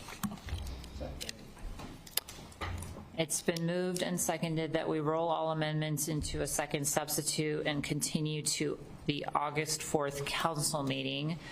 I'm just going to pause for a second and let staff let me know, is August 4th a reasonable amount of time for us to bring this forward? And does that make sense, Mr. Kruger and Mr. Taylor? I mean, it's 2 weeks. That works for me. I don't know what's on the agenda on August 4th. I don't have that in front of me. But a couple of weeks, I think, would give the body a little bit more time to wrap their heads around this legislation. Okay, sounds good. So the motion before us is to, I'm going to say it one more time, roll all amendments to O 2026-526S as amendment into a second substitute and continue it to the August 4th council meeting. Any further discussion? All those in favor say aye. Aye. Aye. All those opposed? Motion carries. We will be back on August 4th, everybody. Thank you to the many, many stakeholders that were here to speak up, and Planning and Public Works. Thanks for hanging with us for so long. We are at Community Forum. Community Forum is an opportunity for members of the public to address the council on any topic of significance to or affecting Pierce County government that did not appear on this agenda for final action. So the best storage is not on the agenda. Can't, like, it's done, but we'll be back on August 4th. Please state your name if you'd like it on the record, address all comments to the chair. So if anyone here is here for Community Forum, have something else they want to chat about? Anyone in chambers? Not seeing anyone. Mr. Dominique, can we go online? For any member of the public who would like to participate in community forum this evening, please press the raise hand icon in Zoom or *9 on your telephone keypad. Madam Chair, we have 2 hands at this time. I'll call them off as I see them appear on my screen. First is James Ward. Please state your name for the record, and you have 3 minutes. Hi, my name is James Ward. I wanted to address the price of electricity, and I believe the first speaker tonight, his name was Daniel Park. His main gripe was he could foresee a $1,000 per month electricity bill. This happens because of bad planning. Right now, we're focusing all of this time and effort and energy on batteries that's going to make these corporations rich. Tonight, we heard time after time after time people claiming that they have a clean energy company, but this is not clean energy. This is toxic energy, and when it catches on fire, it's going to cover the county. Sir, Yes. you cannot provide comment on battery storage, so if you want to talk about power bills, I guess that would be amenable, but you got to stay away from the batteries. Yes, ma'am. Can I still be heard? Okay. What I really wanted to address is nuclear power. The last time I talked about this, I encouraged the council to go to the U.S. Army and get involved in the Janus program with their micronuclear reactors. So if we want to lower the price of power to everybody in Pierce County, the way to do this is with nuclear reactors that are not going to catch on fire, that have the safety mechanisms that even if they're hit by a missile, they're not going to cause as much damage as these battery storage. I'm sorry, I don't want to say that, but the nuclear power, I just want to kind of try to steer some of you maybe into trying to set up micro reactors, and I think that could really lower the price of energy for everybody in the community. Thank you for letting me be heard, and I'll yield my time. Thank you. Thank you for your comments. And next we have Angeline. Please state your name for the record. You have 3 minutes. There we go.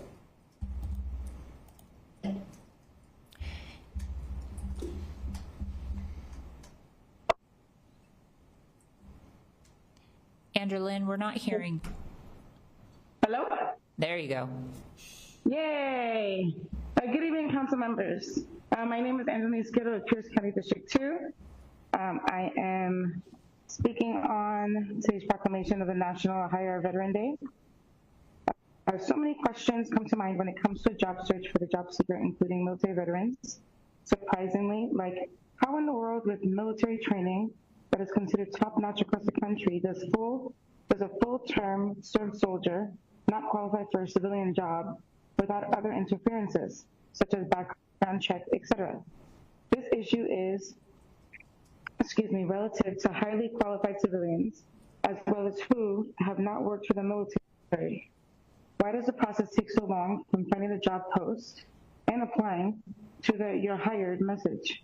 I know a veteran that tried many areas, including outside of his MOSs, while active duty, and took months for him to find a sustainable job that he had to lean on his skill set from before the military on the job offered and obtained. It made his patriotic experience seem pointless and also frustrating as a military wife. Thank you for providing and recognizing the struggle for employment of veterans as well as civilians. May there be more options of preferred opportunities that demonstrate our developed qualities. Thank you very much for letting me speak. Thank you for your comments. Sir, I saw you come towards the front. You were talking when I asked in chambers. Do you have community forum comments? So Bess, the battery storage is off the hook. So just keep it away from batteries and you're fine. So we'll give you 3 minutes. I have batteries and I have solar and I know they work because I don't even have a power bill. Okay, but I see the power bills and I see what's going on. And yes, we do got to have clean energy somewhere. It does work, and we do got to have regulations. But like the one gentleman, it's got to be for everybody. You can't have companies making all the profit. PSE and power companies had a monopoly in the Puget Sound for years. The monopoly needs to be taken away, and this is towards a monopoly again. We never had a power source before, but PSE. Now we have an opportunity to move forward, and technology is moving at a rapid pace where these batteries don't even burn. They're out there. It's coming. And that's what we got to consider. We can't sit there and just cater to a company and bring power lines over the Cascade. That's not the answer. The answer is, like I do, I put power back in the grid. PSC is going to buy the power on the flex battery system from me. That's the ticket. Let houses supply the system. But you do got to have protections too as well. I agree. You can't put 30 batteries in somebody's garage that lives next door. That I agree with. But with the newer batteries, it's just something to consider here. Walking that edge. Yeah, but I'm just something to consider here is we got to take the public and because this is not a joke. We are headed for $1,000 a month power bills if we go this route. Just with this, what they propose, I got it right here in my hand. I did my research today. And when they're making $400 million a year profit of $50 million to $400 million, almost $400 million in 3 years, and they want 28% more by 2030, that's a problem. So I hope you get it right, Council, because I'm not stopping here. I'm going to the legislature come January on this because I'm not very happy with what I see. And it's not a threat. I just wanted to address the right way. Thank you. Thank you for your comments. And anyone else for community forum? Not seeing any. I'm going to close community forum and bring it back before the council and see if there's any other business before this council. Councilmember Morrell. Thank you, Madam Chair. I appreciate everyone's patience getting through this, but I want to acknowledge an amazing feat that was accomplished this weekend. And Josh Kerr, a Scottish athlete running for Great Britain, broke the 1 mile record, world record, running 4 laps around a track at 55 seconds a lap. He averaged 16.2 miles an hour for a mile. I mean, that is incredible. And Josh, I saw him get interviewed. It was called Project 222, and that is 222 seconds to run a mile. And he ran for Brooks Beast, and Brooks has global headquarters in Seattle. We finally broke the Nike bubble, and Brooks now is helping to have the world record. But if you watch that race, there again, it's only 3.5 minutes. It is just amazing, the energy. And there again, the UK gets the world record back, and we all know that Roger Bannister, back in 1956, broke the 4-minute barrier. But this is a new record. It took 27 years to break this record. And the amount of work and effort that this 28-year-old put into this race is amazing. And the U.S. came in second, and I imagine Mr. Nagoose will probably be shooting for that record also. So, like I say, if you want to get inspired, you go watch that, Google that race or YouTube, whatever you do. But it is one amazing human endurance and discipline that got him there. So just wanted to bring that forward. Thank you for reminding us that humans can do truly amazing things. Councilmember Yambe. On a note closer to home, I do want to point out the amazing human effort that our chair has done in coming back from a conference representing our county at the National Association of Counties, and dedicated so much that she woke up at 3 a.m. this morning Central Time and got on a plane to make sure that she was here to be present representing the constituents of the 6th District and people across Pierce County, and has run this meeting very skillfully and not throwing fits. So I appreciate that determination and resiliency, and welcome back. Thank you. I will just add, I just pushed the right, you jinxed me. There we go. Thank you. It's election season. You should have a ballot. You should have a pamphlet. If you are missing either of those things, please reach out to our auditor's office. You cannot register to vote through our libraries or change anything. So the rules kind of changed, but we have more drop boxes available. Please vote during primary season. It's candidates that maybe you're really excited about vanish because they don't make it through the primary, and then people get upset. So like, this is your chance to make sure that people make it through to the other side that you're excited about. And if you don't vote, you've given your voice away. So again, you should have a ballot. You should have a pamphlet. If you haven't one of those two things, please reach out to our auditor's office. Seeing no other business before this council, we are adjourned. Thank you, everybody.